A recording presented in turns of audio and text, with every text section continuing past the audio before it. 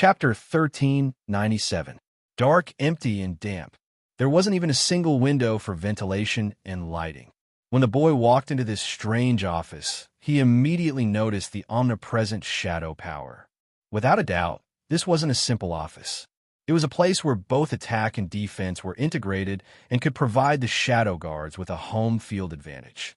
If they were to fight in this place, ordinary spellcasters would be thankful if they could exert 60% of their strength, while those who use shadow power could exert 200% of their strength. Fortunately, he wasn't here to fight at all. Instead, he was here to give the shadow guard a treasure that he desperately wanted. Without any pleasantries or unnecessary greetings, the boy directly shook the gadget in his hand and asked with a half-smile, "How is it? This should be what you've been dreaming of, right? I have to say, it's really amazing. It actually sealed the beliefs, wills, and souls of several powerhouses. Give it to me. Give it to me. Immediately. Immediately." The leader of the Shadow Guard's breathing and heartbeat instantly became rapid. There was no way he wouldn't be agitated. One had to know that this small and inconspicuous thing was like a sharp sword that hovered above the Shadow Guard's heads for more than thousands of years. It had almost become an abstract concept, like a psychological shadow. Although no one had ever seen its power, in the records of the Shadow Guards, it was repeatedly emphasized that it was powerful and invincible. But now this shadow was finally going to be broken. All the users of shadow power no longer had to fear the Parliament. They could openly confront it and even destroy it and replace it. Calm down, my dear friend. If I remember correctly, you seem to owe me something, don't you? The boy deliberately pretended to be indifferent and reminded. I say, give it to me. The Shadow Guard leader's mood was obviously a little off. Not only was his body emitting a terrifying aura, but the light of wisdom in his eyes was also slowly disappearing. It was replaced by a monster that was a mixture of greed, ambition, desire, and primitive instinct. The moment the monster reached out to snatch it, the boy gently touched the protruding part of the back of the gadget. The next second, bang! A wisp of black energy exploded in the Shadow Guard leader's body and directly tore half of his body apart. But to him, this was obviously not a fatal injury. In just a few seconds, he recovered to his original state. After the last bit of damage was repaired, he looked up with a face full of fear and vigilance. You can actually use it? The boy nodded without hesitation. A little. You should know that I've deciphered a part of the symbols on the Pillar of Creation. The same technique is used on this magical item. Although I haven't completely understood it, it shouldn't be a problem to use it to suppress you. Otherwise, why do you think I dared to appear in front of you before I recover my strength? What do you want?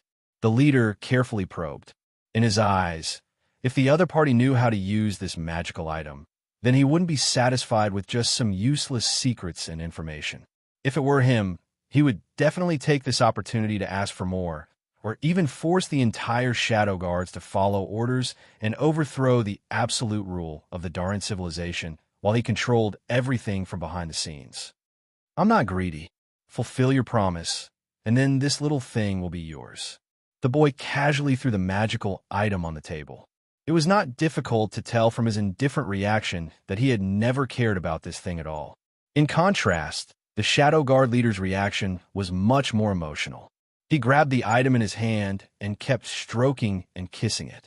Finally, with tears streaming down his face, he said emotionally, "Finally, I'm free.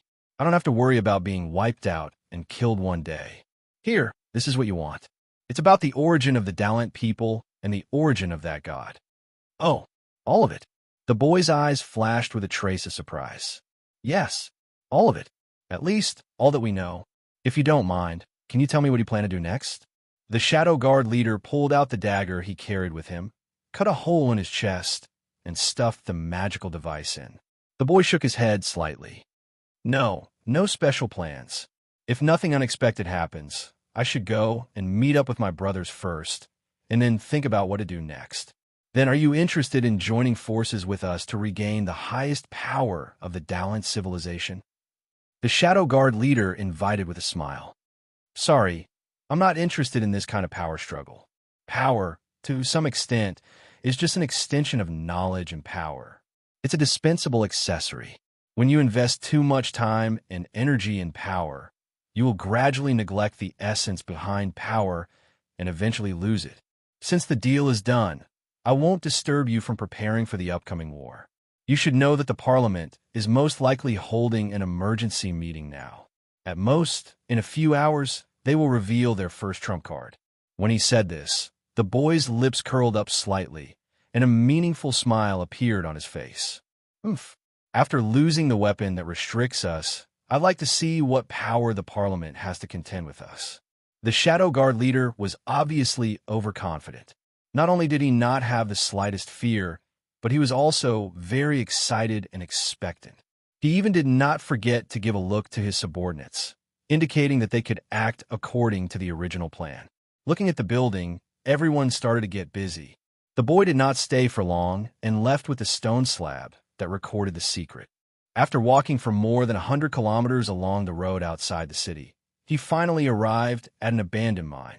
He casually threw a seed into the soft soil. In less than a minute, the seed quickly took root and sprouted.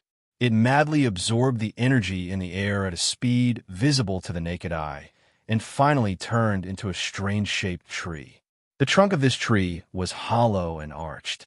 The surface of the trunk was not bark in the ordinary sense, but energy transmission lines that flickered with a silver brilliance.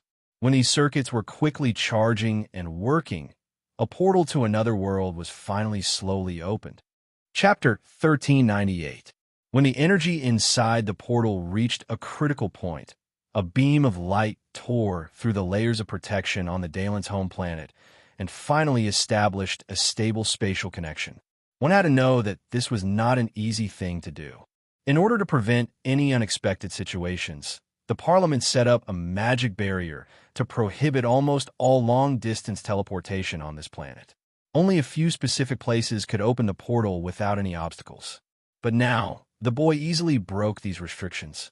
In less than a minute after the completion of the portal, a large number of intelligent life forms with different appearances, but all of them were carrying heavy weapons, armor, and ferocious and terrifying war machines. They surged out from the other side of the portal like a tide. Although these intelligent life forms could be distinguished from their appearances and were definitely from completely different environments and worlds, there was no friction between them. After arriving at their destination, they began to set up camps in the nearby open space by themselves. 1,000, 2,000, 3,000, 10,000, 100,000, 1 million. The endless stream of people continued for 5 days and 5 nights. Finally, they stopped in the early morning of the 6th day. When the last, slightly immature but extremely familiar figure passed through the portal, the boy immediately closed it without hesitation. Then, he asked with a smile, "Dear brother, is this the army that you've been able to gather recently and are willing to follow us to destroy the Dalant civilization?" "Of course. How is it? Are you satisfied with them?" Luke asked with a smile on his face. During the period when the boy was a captive, he did not idle around and do nothing. Instead, he shuttled through the worlds that nurtured powerful races, either negotiating with them, persuading them, or directly controlling the leaders of the entire race through violent means. In any case, he finally managed to gather this motley crew that was put together at the last minute when the time came. From a military point of view, generally speaking, such a group with the nature of a loose alliance was often unsatisfactory in terms of cooperation and combat strength. But there was one thing. Anyone who could be selected by Luke had a blood feud with the Dalant civilization. With unparalleled hatred and dedication to hatred, they would definitely be able to cause devastating disaster and destruction to the core area of the Dalant civilization before they were completely wiped out. The giants of ancient Rhea, the shadow dragons of the mock world, the grassland dwarves of the Lancer Plains who have incredible magic talent. With so many powerful races gathered together, I think even the Dalant civilization will have a headache. What's more, this is their home planet, the center of the entire civilization. Many destructive weapons can't be used here. The boy looked at the huge army that stretched as far as the eye could see and grinned with a gloating expression. After all, More than half of these races had severely damaged the expeditionary army and were formidable opponents of the Dalan civilization. Unfortunately, they were isolated in their own world and did not have the opportunity to join hands. But now, they finally had a chance to vent their pent-up anger in the enemy's lair. Luke nodded thoughtfully. You're right. They have a high chance of winning this war. Also, how's the plan of your side? It's very smooth. The Council lost their most important deterrent weapon, and the Shadow Guards completely eliminated their worries. It won't be long before a civil war breaks out. Most importantly, I got this from the leader of the Shadow Guards. As he spoke, the boy took out the slate from his arms. Luke took it and tried to decipher the content inside, while asking without raising his head, an ordinary record board? Are you sure the content inside is true? Otherwise, do you think they will give us the original that might carry some mysterious and powerful power? The boy shrugged with a smile. In this record, it mentioned that the god who created the Dalan civilization was not actually killed. He only separated the body from the soul. Do you remember the monster in the Dark Lake that couldn't be killed no matter how hard you tried? It was the body left behind by the god. Oh, no wonder. Luke narrowed his eyes and showed a thoughtful expression. What about the soul part? Imprisoned, or rather, sealed within the pillar of creation. As he said this, the boy's eyes flashed with a crazy light. You mean, to release this god of creation while the Durantians are busy with their internal strife? Luke instantly realized what his brother was trying to do and was shocked by his boldness. Because no one knew what this god would do once he was resurrected. Even in the records of the Dalan civilization, there was no description of this god's personality and style. The only thing that was known was that he tied his power to the bloodline of the entire Dalan civilization. As long as there was a Dalan civilization alive, he would never have to worry about his own death. At most, he would fall into an eternal slumber. The boy undoubtedly sensed Luke's worry and explained meaningfully, I understand that this is a little risky. But don't forget that the Dark Lake is related to our secret. So no matter how big the risk, we have to try. I can't bear to have a shocking secret on me, and I believe you feel the same. Then what are we waiting for? Let's go to the Dark Lake now. As for these temporarily recruited cannon fodder, they can do whatever they want. Luke gave an affirmative answer without hesitation. He had a premonition that when the secret hidden under the Dark Lake was revealed, it would be the final moment where he and the boy embraced their fates. Don't worry, my brother, be patient. We have to wait for the flames of war to ignite before we move. Otherwise, who knows if they will suddenly come to an agreement and turn around to deal with us. You have to know that this is no small matter, and it's not a scheme that can be used to deceive everyone. Once we do anything to the stone pillar, every Dalan civilization will immediately notice. Apart from that, I also need some time to remove the restrictions that the Council has placed on me. The boy calmly took off his robe, revealing his skin that was densely packed with runes that constantly flickered with a violet light. Without asking, it was obvious that under this level of restriction, it was impossible to break the restriction with his own strength. He needed the help of someone he could trust. Wonderful Bookhouse. Chapter 1399. The Horn of War came faster than expected. In less than 10 days, the Parliament that had completed their preparations took the lead to launch an attack. Not only did they reveal all the dirty deeds of the Shadow Guards, they also issued an ultimatum. They demanded that the Shadow Guards lay down their weapons and surrender within 10 days. Otherwise, they would use their super weapons to kill all the rebels who tried to resist. On the other hand, the leader of the Shadow Guards, who already had considerable influence, did not want to be outdone. He quickly refuted all the accusations against him. He even claimed that the Parliament wanted to burn the bridge after crossing the river. They were the ones who threatened the supreme power of the Parliament. Other members of the Shadow Guards also took the opportunity to spread rumors among the people of the lower class. They claimed that the Parliament was doing this to ensure that their own position and interests would not be threatened. They wanted to wipe out the powerful force that was rooted in the blood of every Dalan. As the saying goes, cutting off one's path to wealth is like killing one's parents. Although the Parliament had established absolute and unquestionable authority for thousands of years, No one would choose to back down in the face of such a situation. For a moment, the Parliament led the spellcasters who had enjoyed the privilege for a long time, and the Shadow Guards led the warriors and ordinary people who lived at the bottom of society. They quickly formed an irreconcilable and intense conflict. The entire society was divided into two camps that were incompatible like fire and water. In the beginning, the conflict was limited to verbal arguments in the streets. However, it soon developed into naked violence, especially the warriors who had been suppressed for a long time.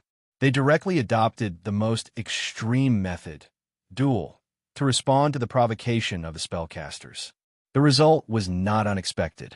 The Shadow Guards were indeed the power that was rooted in the blood of the Dalent. Even the newbies who had just awakened the power could quickly learn and master a lot of skills. In addition to the long period of concealment, most of the magic users did not understand the characteristics of this power. Almost 60% of the unlucky people died on the spot. The rest of the people who won were also miserable. Like all conflicts, with the pungent smell of blood, every Darantion knew that this civil war was inevitable. Therefore, they could either choose to take sides and hope to use this opportunity to change their fate, or they could use the pretext of reinforcing the expeditionary army to leave this troublesome place as soon as possible to avoid accidentally getting involved and becoming cannon fodder. They could consider returning after the chaos and conflict had subsided. Time passed in the blink of an eye. When the last second of the deadline had passed, the council did not hesitate to launch a powerful offensive spell. The entire building was ravaged by fire, ice, nature, arcane, and many other types of energy. In the blink of an eye, nothing was left of the building. After the violent tremors, explosions, and loud noises, a black, unknown substance formed a semicircle, firmly blocking all the attacks. None of them were able to harm the person inside. Before the spellcaster army gathered in the distance could react to what had happened, the black mass of unknown matter suddenly seemed to come alive. It soared into the air and directly enveloped them. Through the traces left behind by the continuous struggle on the surface of the black substance, it was not difficult to imagine what kind of pain the person inside was enduring. When everything calmed down completely, the mysterious black substance slowly faded away, leaving behind only incomplete skeletons. There was no doubt that an entire spellcaster army had been silently annihilated just like that. Just as the Council and Shadow Guards began to test each other's strength and trump cards, Luke, who was hiding in the depths of the forest, was communicating with the leaders of the various races who had deep blood feuds with the Dalen's people. He found out that all of them had agreed to launch the attack 3 days later. How is it? Is it all settled? The boy pursed his lips and asked meaningfully. Luke nodded without hesitation. Yes, it's all settled. No matter what happens next, the Dalen's people will not have the time and energy to deal with us. Very good. Then, my dear brother, are you ready to follow me to uncover all the secrets and embrace our destiny? With that, the boy cast his gaze in the direction of the dark lake in the distance. Running away is not my style. What's more, I've always wanted to figure it out. Since we're two halves of the same consciousness and soul, will we merge back into one when the mystery is solved? Luke licked his lips and proposed a hypothesis. For some reason, the closer it was to the moment of the mystery, the more he felt an indescribable nervousness. Are you afraid? The boy turned and stared into Luke's eyes. Luke hesitated for a moment before quickly replying with a smile. No, it shouldn't be fear. It's an indescribable anxiety. Haven't you ever doubted the meaning of what we're doing? If in the end, you and I have to give up our independent identities and consciousnesses, what would you choose? Fear comes from the unknown. To a certain extent, anxiety is also a type of fear. I can understand that when faced with the ultimate choice, both you and I have too many concerns. Personality, consciousness, and memories are the most basic things of a life. Once these are lost, you will no longer be your original self but a new life. But sometimes, evolution requires a price. This price might be abandoning the past and welcoming the future with a new attitude. If it were me, I wouldn't have any confusion or hesitation. When he said this, the boy's tone was as calm as ever. It was as if abandoning himself was as simple and easy as eating and drinking to him. So, you've already made your decision. Luke raised his eyebrows and his face was full of surprise. Yes, I've already made my decision. Also, I advise you to hurry up. After all, there isn't much time left for us. If you make the opposite choice at the last moment, I'm afraid we'll really become enemies. I don't want to be enemies with you. I don't want to either. But many times, a person's will is insignificant and insignificant. It can't affect other people's choices, right? That's true. No matter what, this is between you and me. It should be you and me who put an end to it, regardless of whether it's perfect or not. Let's stop chatting. Let's go. There's still a long way from here to the dark lake. You can slowly think about it on the way. With the last word, the two boys finally ended this, and it was very likely their last face-to-face in-depth conversation. Chapter 1400. Malo, a city built by the Dalant people.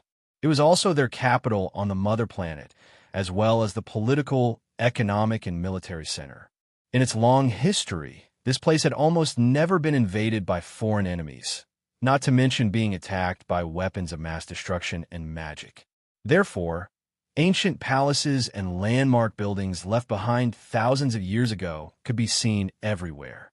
Although the two boys had destroyed part of it in the previous riot, it didn't take long for it to be restored to its original state with the help of magic. Exquisite, magnificent, gorgeous. At a glance, the entire huge city cluster was simply a perfect fusion of light, shadow, art, and magic. Any outsider who saw it for the first time would definitely be shocked from the bottom of their heart. But it was a pity that Malo had lost its usual hustle and bustle. The crowded streets were empty. Even if there were occasional pedestrians passing by, they would all reveal nervous expressions without exception. Their gazes and state made it seem as though this wasn't the safest place in the Dalant civilization, but a place where war and conflict could break out at any time. Standing on the top floor of the recently rebuilt Parliament Tower, the speaker looked down at the city that had fallen into chaos, confusion, and helplessness. Without turning his head, he asked, "How is it? Still can't break through the defense line set up by the Shadow Guards?" "I'm very sorry, Your Excellency. Our spellcaster army has tried their best. We've even used several super weapons, but the mysterious black substance is too difficult to deal with. Our several attempts have all ended in failure." A counselor replied helplessly. While speaking, he didn't forget to turn around and glance at his colleagues who were in a heated debate. As most of the lower-class people and warriors had sided with the Shadow Guards, there was no high-level commander who had a keen sense of war at all. It had to be said that now that the situation had developed to this point, whether it was the Shadow Guards or the Parliament, there was no room for retreat. One of them had to fall in order to re-establish the ruling power and lead the entire civilization in the future. If, and I'm saying if, we don't have to worry about the possible damage to this city, can we increase our chances of winning? The speaker turned around, his eyes flashing with a chilling glint. Gulp!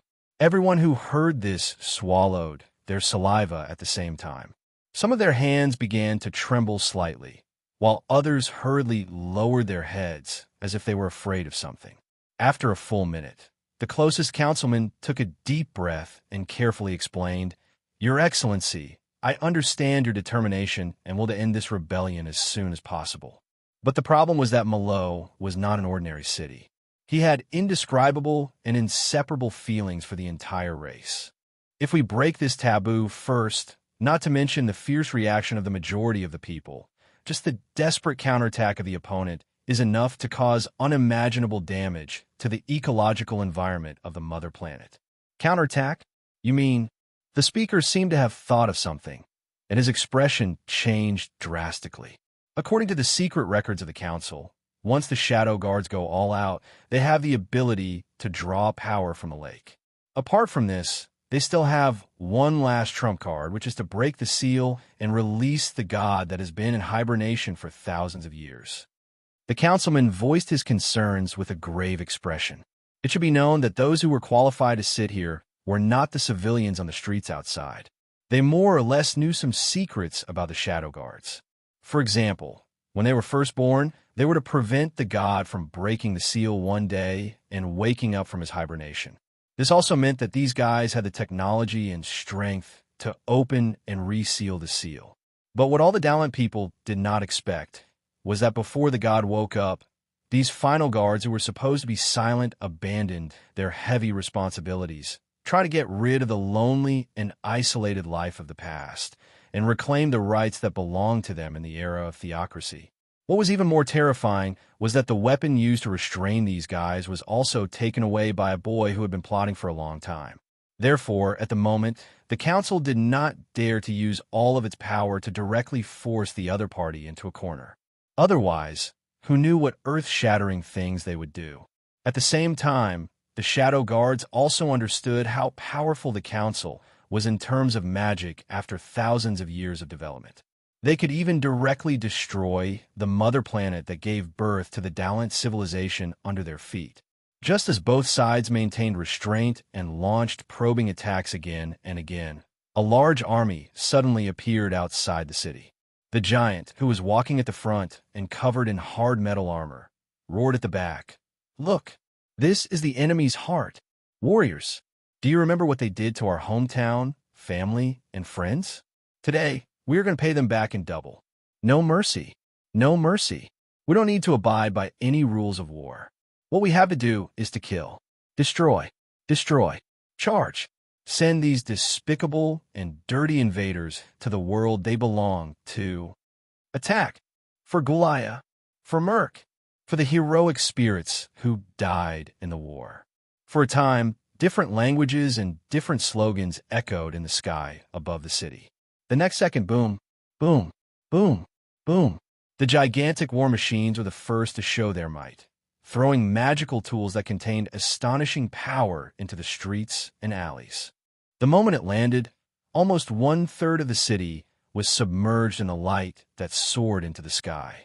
Before the two camps could react to what had happened, the overwhelming number of giants rushed in, waving their heavy weapons and starting a massacre. Regardless of whether it was people or buildings, as long as they were hit, they would basically be declared to be destroyed. In addition, the shadow dragons from the other world covered the sky like dark clouds and breathed deadly breaths down below. Unlike the flames, frost, and lightning of most dragons, these grayish-black energies would not harm buildings. Instead, they would directly pass through all obstacles and come into direct contact with the souls of living beings.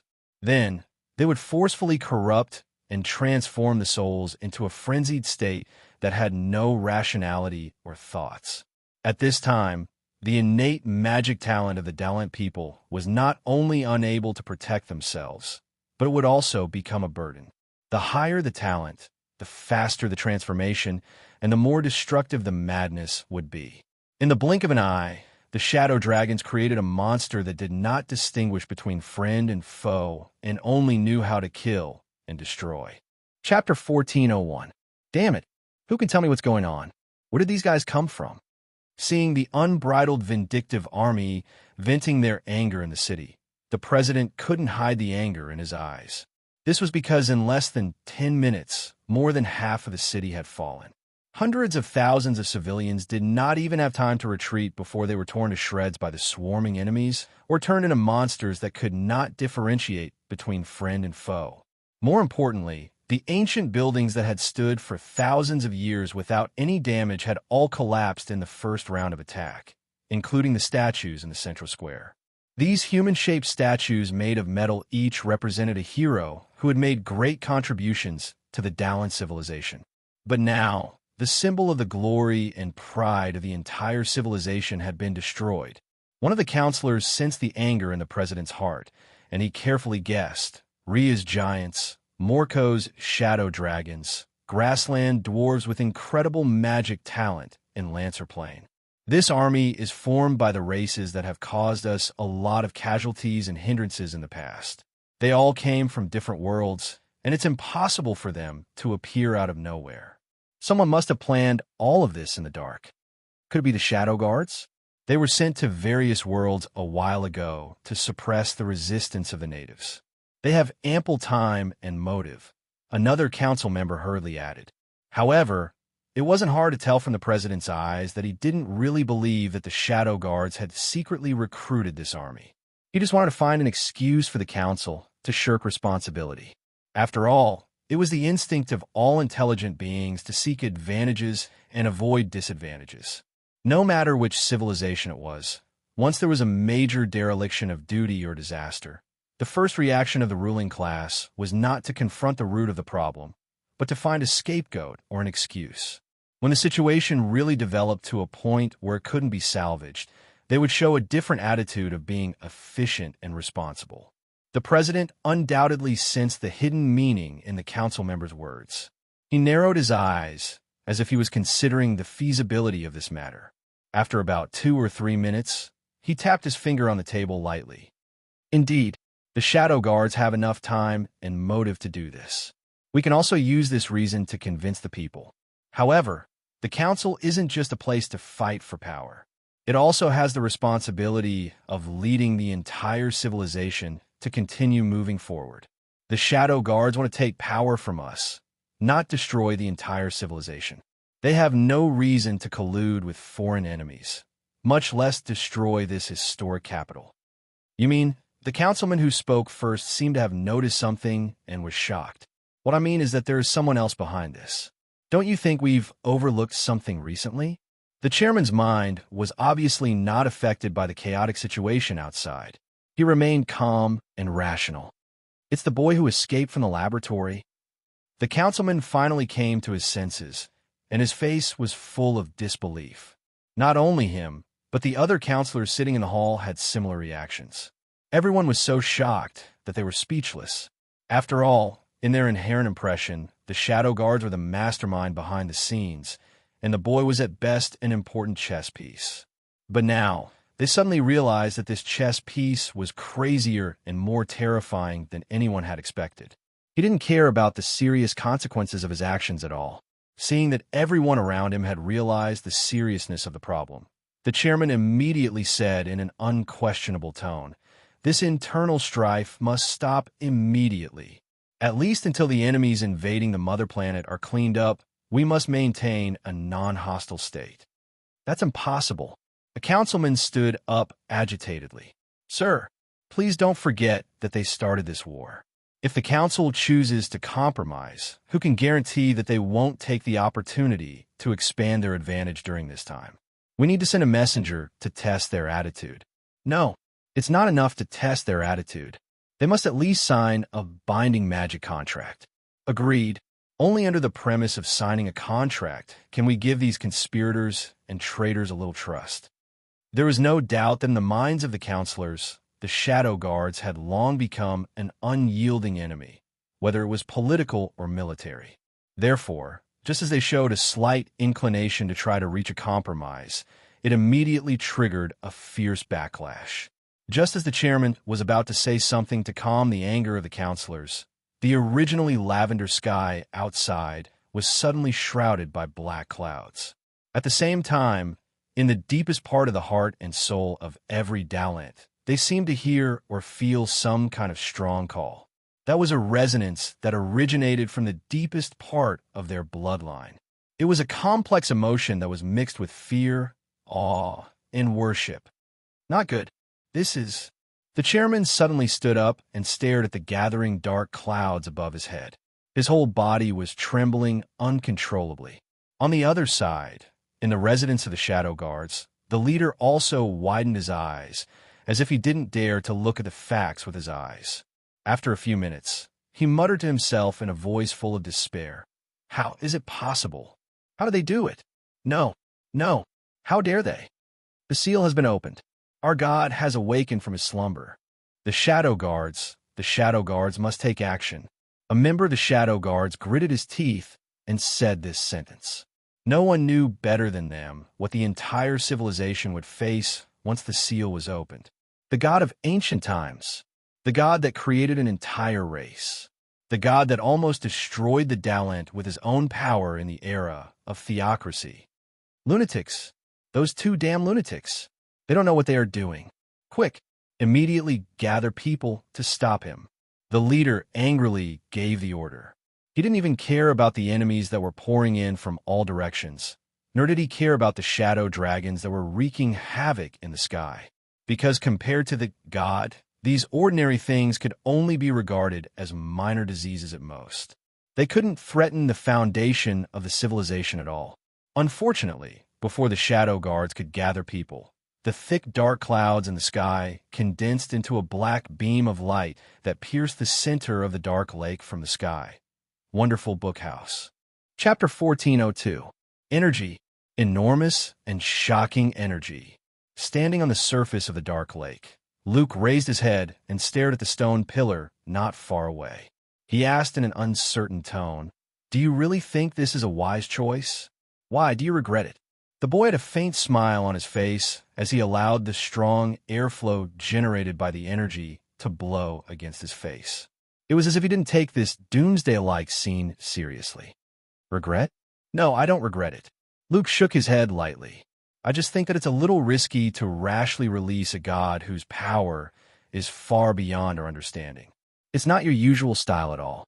I don't understand why you're so impatient, not even willing to give us a little time to think." "Ha ha, how do you know I haven't thought about it?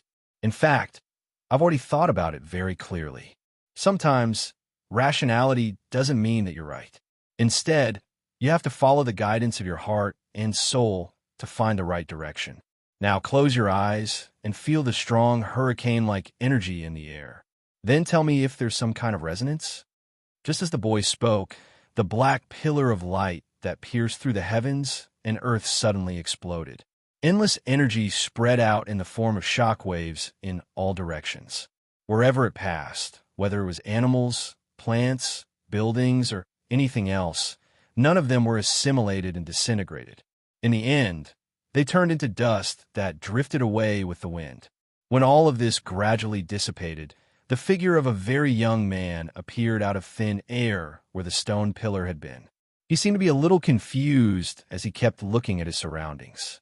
After a full minute, he opened his mouth and asked blankly, "Where is this? Who am I?" "You don't remember anything?" A strange look flashed across Luke's eyes. "I don't remember." The young man gave a straightforward answer. It wasn't hard to tell from those lifeless eyes that he wasn't lying. Moreover, he didn't know how to use the shockingly large amount of energy in his body.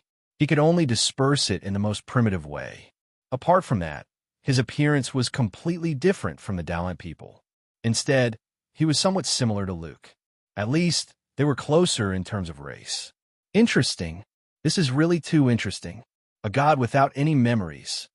The boy seemed to have noticed something, and his eyes shone with excitement and joy. However, before he could do anything, several teleportation portals tore through the surrounding space. Soon after, all the important members of the Durant civilization, including the Parliament and the Shadow Guards, appeared without missing a single one. When the chairman saw the shattered pillar and the young man radiating with terrifying energy standing beside it, he trembled uncontrollably. He bitterly murmured, "All right, looks like we've come too late." No, it was not too late. Didn't you notice? God hasn't recovered his memory yet. The leader of the Shadow Guards gave a different opinion with a serious expression. "Memories? You mean?" The speaker's eyes widened as the flames of hope were ignited again. "According to the ancient records, the God who created our entire race is actually a very special life form. He did not have an independent personality like most intelligent life forms. Instead, he would constantly change after a period of time. During the process of change, he would temporarily lose all of his memories, like a blank piece of paper," the leader explained in a low voice. He understood that any internal strife at this time would be foolish. Otherwise, when the god recovered his memory, his terrifying power alone would be enough to instantly wipe out more than 90% of the lives on the planet under his feet. Any magical defense that the Dalent people were proud of would be extremely fragile and laughable in the face of such an attack. So, what we're facing now is not a complete god. Do we still have a chance to reseal him? Another parliament member did not care about continuing to be hostile to this group of competitors who were trying to snatch the authority from him. He quickly raised the most critical question. Not only him, but every gallant person who rushed over was eager to know what their chances of winning were if they started a war now. The leader hesitated for a moment, but soon shook his head with a bitter smile. Sorry, I can't give a definite answer. After all, we're not just dealing with God, but also those two troublesome little lunatics. As soon as he finished speaking, dozens of gazes focused on the two boys. There was no doubt that at this moment, they had become a thorn in the side of all the gallant higher-ups. However, Luke did not care at all. He smiled provocatively and said, "You want to fight? If I were you, I wouldn't make such a stupid choice. You know, energy is the most basic measure of a life's strength, and it's also the most accurate measuring stick. Feel the power contained in his body. Do you think you have a chance to defeat or even seal such a strong enemy? Give up. Even if he doesn't know how to use his power, he's far stronger than all of you combined." Do I have to fight them? The young man turned around and looked up and down at the lives he had created with a strange gaze. About 3 to 5 minutes later, he seemed to have thought of something. He touched his chin and whispered, "Strange. Why do I have a familiar feeling? Who am I? Where did I come from? Why am I here?" Just as the young man was deep in thought, the president quickly exchanged a look with the leader of the Shadow Guards and suddenly launched an attack. It was obvious that they had just reached some kind of silent agreement and chose to let go of their hatred for each other. The next second, dozens of the most powerful spells were like tsunamis, covering the sky and covering the earth as they submerged the youth. Of course, the two boys were also within the range of the attack. As they did not hold back at all, every participant took out their most powerful trump card. For a moment, the sky and earth were torn apart. Time and space were also distorted by the power of magic. Normally, in the face of such a shocking attack, most gods would not be able to escape death. However, such a terrifying attack was blocked by the shield that the young man casually put up. No matter how powerful the spells were, no matter how much space and time were distorted, they could only deplete a part of the shield's energy. They could not disintegrate or destroy the shield's overall structure. Chapter 14:03. Is this an attack? Under the shocked gaze of everyone, the young man waved his hand and restored all the damage caused by the magic as if nothing had happened. What was more frightening was that from his attitude, one could not feel anger, joy, hatred, joy, pain, sadness, and so on. These were emotions that a normal, intelligent life should have. On the contrary, he did not feel that it was a very annoying thing for others to take the initiative to attack him. Similarly, he did not intend to fight back. Damn it, is this the power of God? One of the counselors was dumbfounded, as if he did not dare to look at the facts with his eyes. Even in their dreams, they did not dare to imagine that the complex magic that they were proud of was as fragile as a baby's toy in front of the other party. Don't be discouraged. We still have a chance. Haven't you noticed that God still doesn't understand what his power means? He doesn't understand what we want to do to him. Believe me, when he recovers his memory, you'll understand the meaning of the word God. As the leader of the Shadow Guards explained, he carefully took out the magic item that he had obtained from the boy's hands. Without a doubt, the speaker noticed this little thing. His pupils suddenly contracted as he asked with a slightly trembling voice, You can't be thinking of, That's right. I want to release the true form of this weapon. Only those heroic spirits who had defeated and sealed God have the ability to help us fight for a chance of victory. As for you guys, it's best to keep an eye on those two boys. Don't let them interfere in the upcoming battle. As the last word was spoken, it blurted out. The leader of the Shadow Guards suddenly poured all the black substance in his body into this little tool. Before anyone could react to what was happening, rays of black light burst out from the cracks on the surface of the box. Each ray was like a living being as they slowly gathered together and finally formed a spear that was about 2 meters long. Compared to a normal cold weapon, this spear did not have a physical body at all. It was only formed by the gathering of pure energy. It seemed to emit some kind of determined will that pressed forward courageously. The leader could be seen gently stroking the front end of the spear as he muttered some obscure ancient language in his mouth. Not long after, the sharp protrusion of the spear emitted a dazzling white light that grew brighter and brighter. When the light was 10,000 times brighter than the light emitted by the stars, God, who had always maintained a nonchalant attitude, finally became serious. There was even a hint of fear in his eyes. Only the spirit is immortal. Only the power is eternal. After reciting the last paragraph of the ancient language, which could be considered a spell or an oath, the leader of the Shadow Guard seemed to have changed into another person. His eyes were no longer gloomy. Instead, they were filled with piety, holiness, and bravery. He ignored the surprised gazes from the council and bowed deeply to the young man with one hand on his chest. "Greetings, honorable Creator, the supreme God of the entire Dalent race. It's my honor to be able to meet you again after thousands of years. We were once your most loyal followers, but at the same time, we were also the traitors who rebelled and sealed you away with our own hands. Arya, I remember now. You're Arya, my first apostle, and the first female to stab a spear with the power of chaos into my chest." The young man's eyes glowed. At the same time, his body began to emit a faint but powerful aura. Needless to say, the memories that had been sealed for thousands of years were quickly awakening in his mind. In about 10 minutes to 1 or 2 hours, the terrifying god who had ruled the Dalent civilization for thousands of years would completely recover. "That's right, I'm Arya. With me are Bass, Roselle, Caban, and other believers that you once doted on the most. We've been dead for too long, and we only have the ability to launch one attack. But this attack is enough to send you back to the seal before you fully recover your memories." The leader of the Shadow Guards who spoke was obviously not himself. Someone was controlling his body and soul. "But your souls and consciousness will completely dissipate because of this. Is it really worth it? Is it so hard to accept that I'm the spiritual faith of the entire Dalent civilization? Moreover, you should know how much I love you. If you all disappear and can't be resurrected by any power, I'll be sad." As he spoke, a string of crystal-clear tears fell from the young man's eyes. For some reason, his reaction didn't seem fake to the people around him. Instead, they felt a strong sense of empathy. At the very least, the Dalent people began to cry uncontrollably. No matter how they tried to get rid of this emotion, they failed in the end. At the same time, the two boys undoubtedly discovered this strange situation.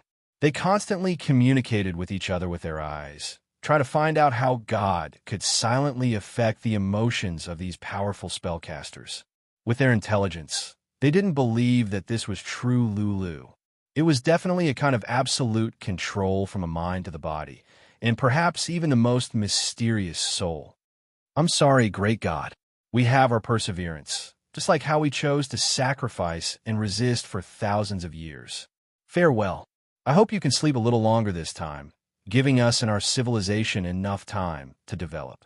Although the leader of the Shadow Guards had tears streaming down his face, his hands didn't have any intention of stopping. He raised the spear high above his head. With a thunderous momentum, he used all his strength and energy to throw it out. The next second, boom, the spear pierced through the air and made a deafening noise. In the blink of an eye, it crossed a distance of hundreds of meters and directly penetrated the body of God. There was no surprise. The spear directly pierced through the protective shield and stabbed straight into the chest where the heart was. The young man lowered his head and stared at the thing that brought him indescribable pain. His expression kept changing. Sometimes it was anger, sometimes it was sadness, and sometimes it was crazy laughter. In less than half a minute, he had changed more than a dozen different emotions in a row. In the end, a playful expression finally appeared on that slightly pale face. He laughed and teased. "That's it? You want to use the same method to defeat me? Dream on. I'm no longer who I used to be, because I found the two most important things, and that is personality. Two complete and independent personalities." Chapter 1404. With a sarcastic tone, God grabbed the spear and slowly pulled it out of his body. During the process of pulling the spear out, a shocking amount of energy was released from the small wound. Not only did it cause an irreversible impact to the surrounding environment, but God himself also seemed to be suffering unimaginable pain. The moment the spear was separated from the body, the weapon made of energy instantly collapsed and scattered into countless light spots in the air.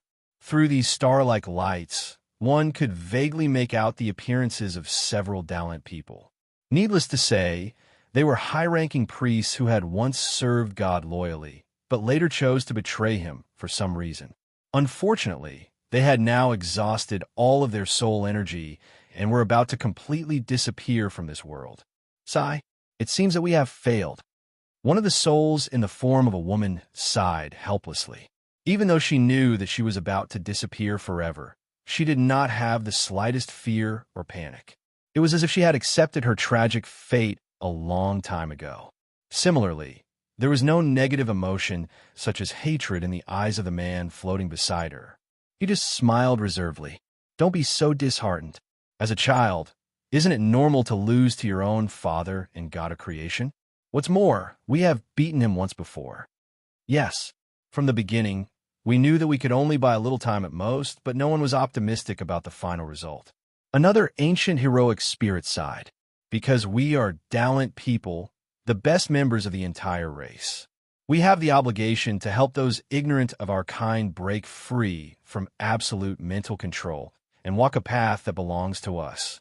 We don't want to become God's pets, playthings, or slaves, even if it's only for a few decades. Yes, tens of thousands of years of freedom is enough to plant a seed in their bodies. As for what will happen next, it's not something we can interfere with. I can't believe that after sleeping for so long, we can finally let go of everything and embrace eternal death and peace. And this time, no one will be able to wake us up or disturb us. As the voices of conversation began to fade, the scattered light spots in the air began to dim. The residual heat of these powerful souls was finally exhausted. They turned into black shadows and blended into the surrounding darkness. No, no, no. How could we fail?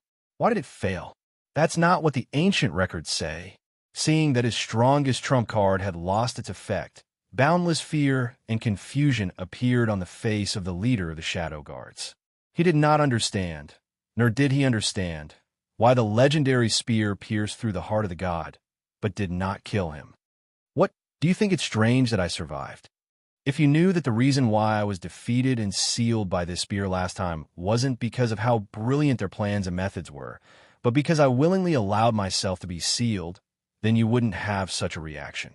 The young man pursed his lips, and his eyes sparkled like stars. Without a doubt, the part of his memories that belonged to God was quickly recovering, and his control over the enormous energy in his body was gradually becoming more precise and efficient. Willingly, the chairman keenly grasped the key word with a solemn expression. That's right, because just like this guy mentioned, I'm a special individual without a personality. Every once in a while, I'll change uncontrollably. Therefore, in your history, there is no record of my specific image and style of doing things. It's not that they don't want to record it, but there's no way to record it. When I'm at my most benevolent, I'll grant thousands of believers near eternal life.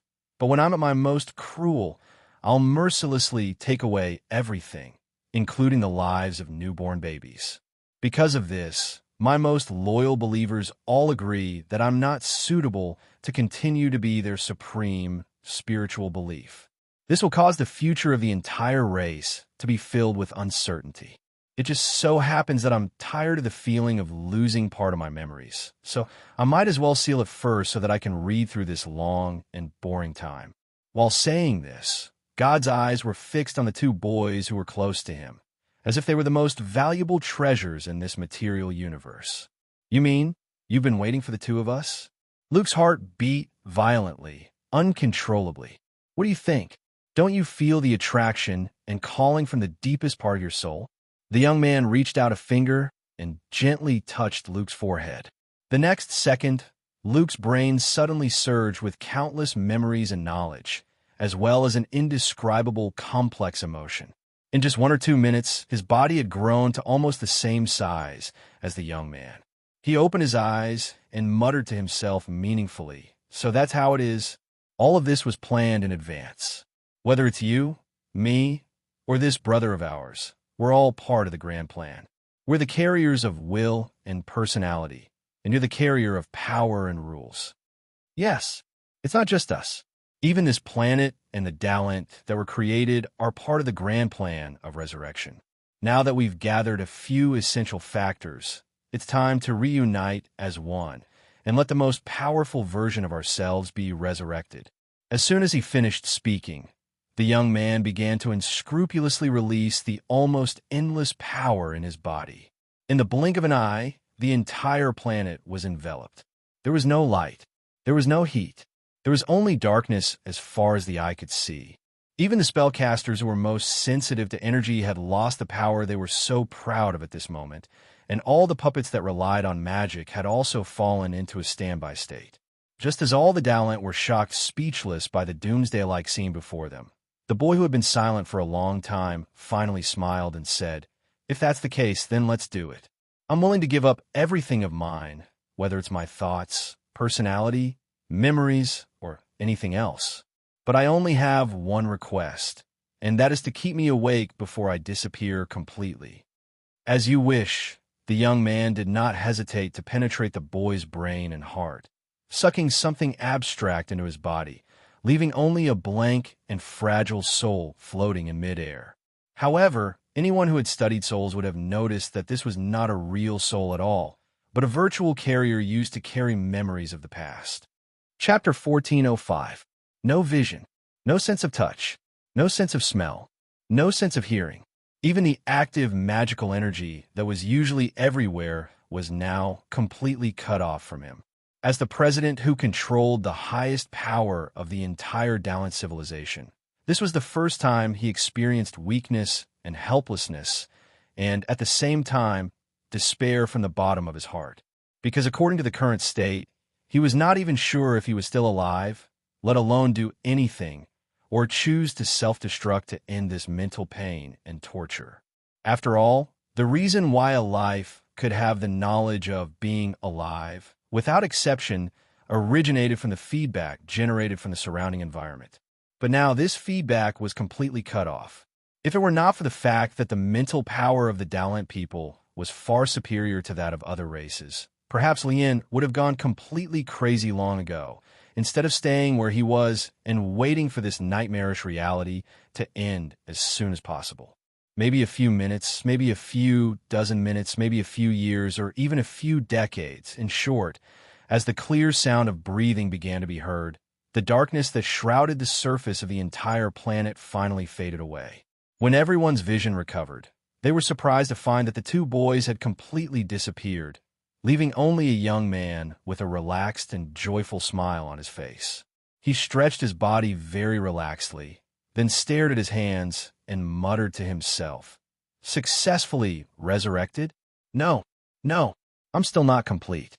I still lack the most important thing that has not been recovered, and that is the soul that has been strengthened again and again. And my soul is hidden in the deepest part of this planet." When a last word escaped his mouth, the originally calm earth suddenly cracked open a huge hole. But interestingly, what gushed out from it was not something like hot magma, but a colorless and transparent sea of soul energy. This is... A counselor who was lucky enough to survive and did not go crazy was dumbfounded. He could not believe what he saw with his eyes. He was not the only one. Almost every Darantion was so shocked that they were speechless. Because with the development of the Dalent magic civilization, in their inherent understanding, there were no secrets on this planet under their feet. But now, the cruel reality proved that they were wrong, and very wrong. There is no need for them to plunder the resources of other worlds. As long as they could find this sea of soul energy earlier, it would be equivalent to obtaining an inexhaustible source of energy. It was like a bully who had thousands of gold, silver, and jewels hidden in his cellar, but he knew nothing about it. Instead, he had to rely on robbing to make a living. But what shocked the Dalent's men even more was that the young man washed his hands clean of such a massive spiritual ocean in less than 10 minutes. At the same time, after losing the most important core, the plants on the surface of the planet began to wither and die. The crust also lost its supporting structure and began to compress, deform, shatter, and collapse at a speed visible to the naked eye. Just like that, a planet full of vitality unexpectedly ended its long life. Naturally, the Dalent people living above were not spared either.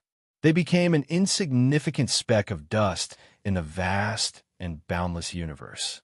Our home planet, our civilization, he disappeared just like that? The voice of the president, who was standing in the dark universe, trembled slightly. As he was still under the protection of some unknown force field, he had not been completely exposed to the vacuum, nor had he tasted the strong radiation in the universe. I'm sorry. I accidentally destroyed your planet. Let me introduce myself again. My name is Zhang Cheng, a ruler who has just returned from the spiritual universe. Perhaps with the level of your civilization, you're still unable to understand the meaning of the word ruler. All you need to know is that I'm one of the few higher life forms standing at the top of the entire material universe. The young man sensed the condition of his body and looked up with a faint smile. However, it was not difficult to tell from the expression on his face that he did not feel sorry for destroying the Dalent's home planet at all. The so-called apology was not so much an expression of emotion as it was a habit that had been maintained for a long time. It was like accidentally stepping on a bug. Some people would curse and complain about their bad luck, while others would apologize. In essence, there was no difference in the behavior of the two, but for some reason, the former would always be seen as lacking in quality and upbringing, while the latter could often be forgiven. What are you? Why did you create us? And why did you destroy us with your own hands? The president was clearly trying to figure out the truth before he died. Even though he had roughly guessed some things from the previous conversation, he still needed to confirm it. After all, things had come to this point. The decline and even destruction of the Dalent civilization had become a result that was destined and unchangeable. In addition, the strength displayed by the other party was far beyond the limit of what the parliament could deal with. Instead of continuing to struggle, it was better to simply accept fate. At the very least, the expeditionary forces stationed in other worlds could be preserved. One day in the future, perhaps the expeditionary forces would rise again and continue the fire of the Dalent civilization. You asked a stupid question. However, I'm in a good mood today, so I'll just give you an answer. As he spoke, Zhang Cheng pulled out a small bottle that flickered with a blue light from his arms as if he was performing a magic trick. Do you still remember the little toy that you stole? It's the origin of everything. It's that mysterious liquid that can freeze everything, including time and space. The president seemed to have recognized the item in the bottle, and his eyes began to shine. Zhang Cheng nodded slightly. That's right. That's it. Do you know that the universe we're in right now is actually a universe dominated by matter? Do you know that outside of the material universe, there's a spiritual world completely composed of energy? No, you don't know anything. Perhaps the Dalent civilization is a small overlord in the surrounding area, but in front of a truly advanced civilization, you're not even a strong ant. In addition, between the two worlds, it's this mysterious liquid that acts as a barrier. In order to figure out the secrets it contains, in order to surpass everything and stand at the end of the path of life evolution, I made a bold attempt, a crazy decision. Believe me, if it weren't for my good luck, I might never be able to complete my resurrection, let alone stand here. Chapter 1406. How difficult would it be to separate one's personality, power, soul, knowledge, and thoughts one by one, then let them exist in a relatively independent form, and then reassemble them into a whole? The answer was that the success rate would never be more than 1 in a million. This was because independence meant that there would be many desires, and desires would lead to all kinds of uncertain factors.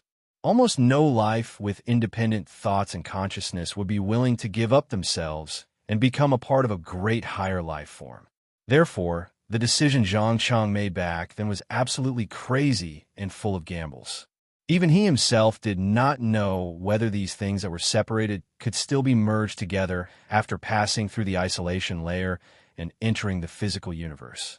If he couldn't, then would these scattered parts still be him? However, what was interesting was that the part of power that was separated from the body was the first to awaken, and in order to attract the other parts, it created a race on the planet under his feet. A race of gallant people who could cross space and were keen on expansion and plundering resources. It was this race that helped him find the carrier of two personalities and thoughts. In addition to the soul stored in the planet's core, a complete super life form with endless power once again merged into one. Compared to when he left before, he still retained the new power he obtained in the spiritual world, under the gaze of the remaining higher-ups of the Dalant civilization. Zhang Cheng raised his hand and gently fiddled with something in the vacuum. As his 10 nimble fingers drew a trajectory, a strange pattern suddenly appeared out of thin air. In less than a minute, these patterns caused the space to collapse, and a huge gravitational force and a black hole were formed. Before the members of the Parliament and the Shadow Guards could react to what happened, a huge shadow slowly emerged from the black hole. It was a tree, a huge one, an unparalleled tree. The moment it turned from an illusion into a corpse bit by bit, everything around it began to change uncontrollably. This change was not due to the impact of energy, but the manifestation of everyone's thoughts and spiritual fluctuations. Do you feel it? This magnificent power that can change everything. This is the spirit, something that is completely different from matter and energy, but they affect and depend on each other. As Zhang Cheng spoke, he quickly materialized the chaos tree that had been left in his spiritual world for an unknown period of time. The moment the tree of chaos completely solidified, the surrounding planet fragments were gathered by some kind of force at an extremely fast speed, protecting the fragile tree roots and forming a small island floating in the universe. Under its enormous power that could change all matter and energy, the isolated island quickly began to produce all kinds of plants and animals, and an ecological balance was formed at an extremely fast speed. By the time all the violent changes had calmed down, the huge tree of chaos had completely appeared before the eyes of every Dalant. From the shock, fear, and disbelief on their faces, it was not hard to tell that what the tree of chaos had shown was far beyond their understanding. After finishing the work at hand, Zhang Cheng casually came to the palace-like building on the treetop and sat down on his own throne. He smiled and invited, "Why? Don't you want to come in and have a seat? You should know that not everyone has the opportunity to see my greatest creation up close." "No, there's no need. We've clearly realized how powerful you are and how weak we are. If you don't plan to crush us lowly insects, please let us go." The Dalant need to give up their unrealistic pride and recognize themselves again. The speaker lowered his head humbly and bowed deeply. As the saying went, there would be no harm if there was no comparison. Perhaps before Zhang Cheng appeared, he would naively think that the Dalant were an out-and-out God's favored children, the invincible overlords of the surrounding star regions, and that they possessed powerful knowledge and technology. However, after seeing everything in front of him, he finally understood that in the face of true power, the Dalant were simply no different from those insects that could be stomped to death with one foot.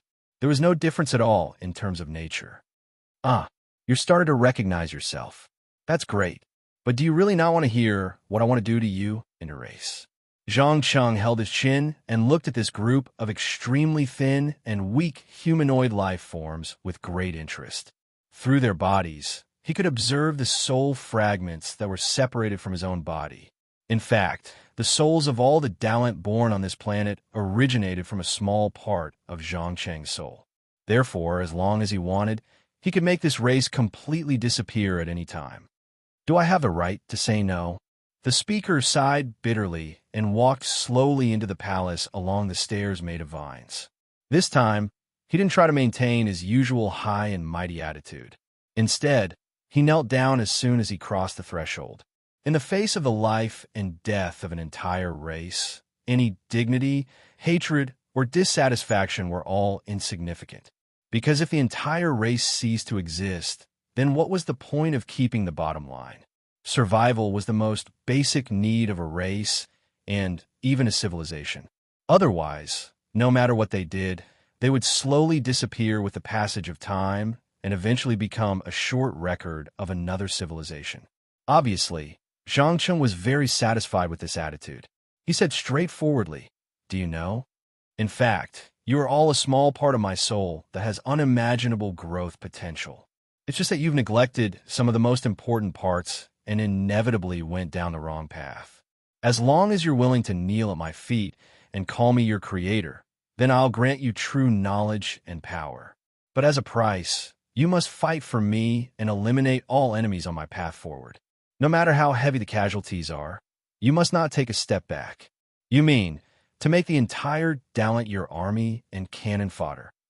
The speaker wasn't a fool and immediately understood the subtext. "That's right. In return, I'll allow you to rule the entire universe in my place after victory. It doesn't matter what kind of order you want to establish. I only want to surpass the essence of life and reshape the entire physical universe and spiritual world. Apart from that, I don't care about anything else."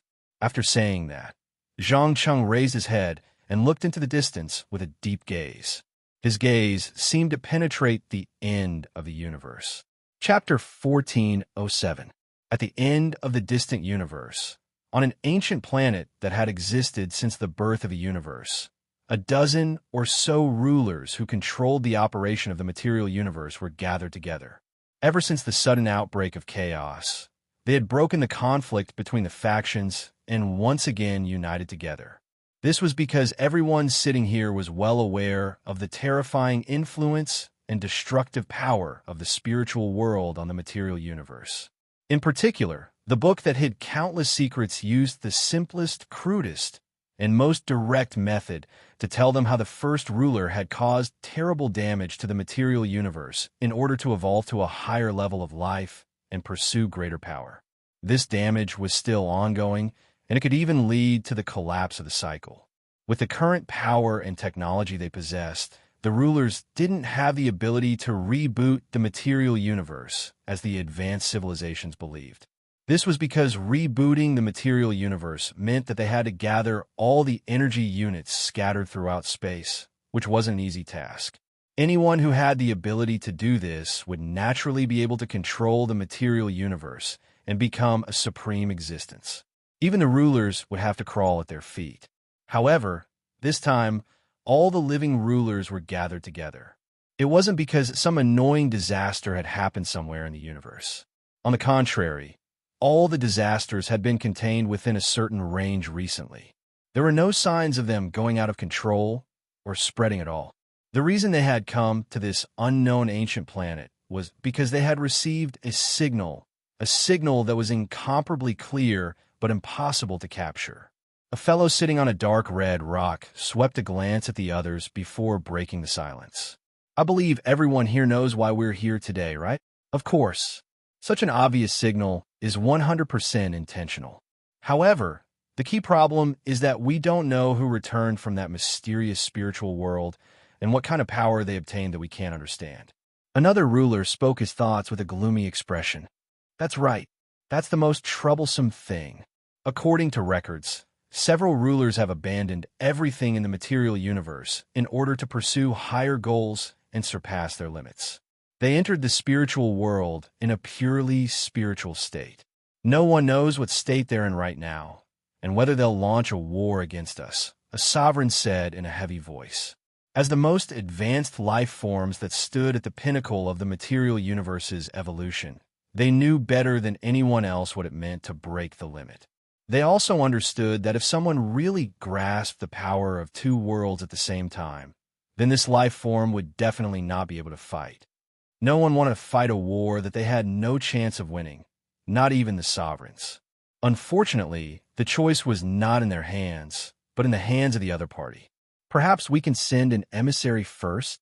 A sovereign with the appearance of a fire elemental creature cautiously suggested. But before the others could say anything, the overlord who spoke first shook his head. "Exposing one of us to the enemy's line of sight? What a terrible idea. Do you know if he will launch a direct attack, kill first, or control the emissary? The spiritual world is beyond the limits of our understanding, so I think we should wait and see if he'll take the initiative to do anything. Observe? Are you sure? The dimensions that he had gathered had already begun to cross the strings without any restraint, starting the conquest of the higher dimensional universe. I reckon it won't be long before these guys become a fatal threat.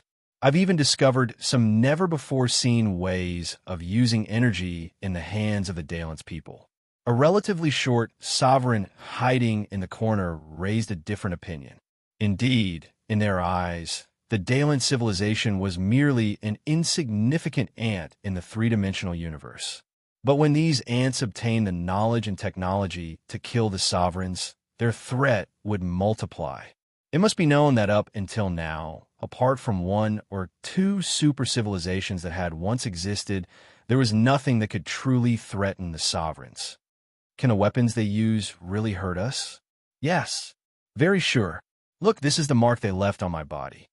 As he spoke, the short hegemon walked out of the shadows, revealing a wrinkled, weathered face. On this aged face, one could clearly see a wound about the thickness of 2 fingers. Some unknown dark blue liquid was wriggling around the wound, preventing all forms of self-healing. This is... The sovereign who spoke first suddenly stood up from the red rock, a terrifying light shooting out from his eyes. It's something I've never seen before, a mysterious medium between matter and energy. Although it's only a little bit, it froze everything around it, including time and space. Can you believe it? This is just a spell released by an advanced Dalant spellcaster. If there were tens of thousands of them, even I would die. This is not an exaggeration, but a description that couldn't be more apartment. Think about it. For someone with this kind of technology and power, isn't he already prepared to kill us all? Unbelievable. Is this what he brought back from the spiritual world? Damn it. Looks like this is an unavoidable war, isn't it? There is no doubt that for someone who had already spread out the weapons that could kill the sovereigns, there was no way they would have the intention of cooperation or negotiation. Regarding this point, as long as they weren't idiots, they would be able to clearly recognize it. What was even more frightening was that the other party might know every single one of them very well, but they had no way of knowing his true identity. Just the lack of equal information was enough to become a fatal flaw. After each of the sovereigns examined the dark blue liquid in the wound, they all fell into a long silence. After a long time, the first sovereign to speak finally raised his head and spoke in an unquestionable tone. We must send out an emissary to find out who he is and what his goal is. I understand that this will put one of us in an extremely dangerous situation, but in order to obtain the final victory, sacrifice is necessary. Chapter 1408. Without a doubt, in an organization where power, identity, and status were relatively equal, if one person had to be chosen to sacrifice for the group, then the fairest method had to be chosen. This method had to represent the collective will and also allow the unlucky person chosen to accept his or her fate. In the end, under the anonymous votes of a dozen or so sovereigns, a woman unfortunately became the emissary. She didn't try to defend herself, nor did she try to avoid her responsibility. After a few minutes of silence, she took the initiative to tear open a crack and disappeared without a trace. This was because she understood that in the eyes of the other sovereigns, she was the weakest and wouldn't be able to contribute much in the future war. Even if she died, there wouldn't be any irreparable consequences. It had to be said that although this reason was very reasonable, this female sovereign's heart was filled with indignation and anger. Unfortunately, she couldn't put her thoughts of revenge into action. After making some simple preparations, she found the obvious source of the signal in the material universe. She took a deep breath and directly crossed the string that connected the higher and lower dimensions. The next second, this female sovereign with long dark blue hair like a waterfall saw a lone island floating in the vast universe in the distance. There was a giant tree world that emitted mysterious energy. However, before she could even attempt to get close, several strangely shaped magic battleships emerged from the darkness and surrounded the intruder. It wasn't hard to tell from the constantly flashing dark blue light at the front that they had left an unhealable wound on the sovereign's face. Of course, in terms of defense and technology, these battleships weren't very advanced. They could even be completely disintegrated into cosmic dust with a wave of the hand. However, the problem was that there weren't just a few of these battleships. Instead, they were densely packed in the surrounding space. At a glance, there seemed to be hundreds of millions of them. If they attacked together, even a sovereign would have to pay a considerable price. Moreover, she dared to guarantee that if she revealed an opening in defense or dodging the battleship's attacks, the person hidden in the tree world would choose to attack without hesitation and subdue or even imprison her instantly. Thus, the female sovereign chose to remain silent and patiently wait for the other party to invite her to talk. The tense confrontation lasted for less than 3 to 5 minutes. The battleships flashing with blue light at the front suddenly stopped all movements and rapidly retreated to their original positions. At the same time, they opened up a path in space that led to a large number of people. There was no need to ask to know that this was a typical release. Someone gave an order to the warship's controller, allowing her to enter and meet the person who had returned from the spiritual world. All right, they didn't choose to kill me, imprison me, or enslave me. This should be a good start, the dominatrix mumbled to herself. Then, she walked towards the palace in the treetop, which was the only path left for her. The closer she got, the more she realized that the tree floating in the universe beneath her feet was constantly emitting a strong aura of chaos. At the same time, there was also a kind of energy that he couldn't describe, but he had to be vigilant of. It constantly surrounded his body, making him feel breathless. Ah, welcome, Lady Aphia. I didn't expect you to still be so beautiful after so long. With the familiar voice, Zhang Cheng, who was sitting on the throne, finally stood up and greeted with a smile. It's you? The female dominatrix called Aphia widened her eyes, as if she couldn't believe what she was seeing. This was because, in most of the dominatrix's impression, Zhang Cheng was just a brave newcomer who had some special means and the crazy courage to break all taboos. No one would have thought that he, who was among the last to enter the spiritual world, would be the first to return alive and start a war. Admiring this female dominatrix who met his standards, Zhang Cheng smiled and asked in return, "Why? Is it strange? You should know that since the last time I opened the node, this universe has gone through at least 2 cycles of eruption and extinction. What's more, I'm not the only one who returned from there." "You're not the only one? What do you mean? Don't tell me." Aphia's starry pupils suddenly contracted. "It's just as you guessed. If I'm not mistaken, there should be another person who passed through the isolation belt and is now in a corner of the physical universe waiting to awaken, or has already awakened, secretly plotting how to reshape the entire universe and its large number of subsidiary rules according to their own will." Zhang Cheng explained casually. "Who was the other returnee?" Aphia asked nervously. One returnee was already enough to make the dominatrix tense up and ready to fight to the death. If there was a second one, their chances of winning might not even be 5%. Byron, I believe you should be very familiar with this name.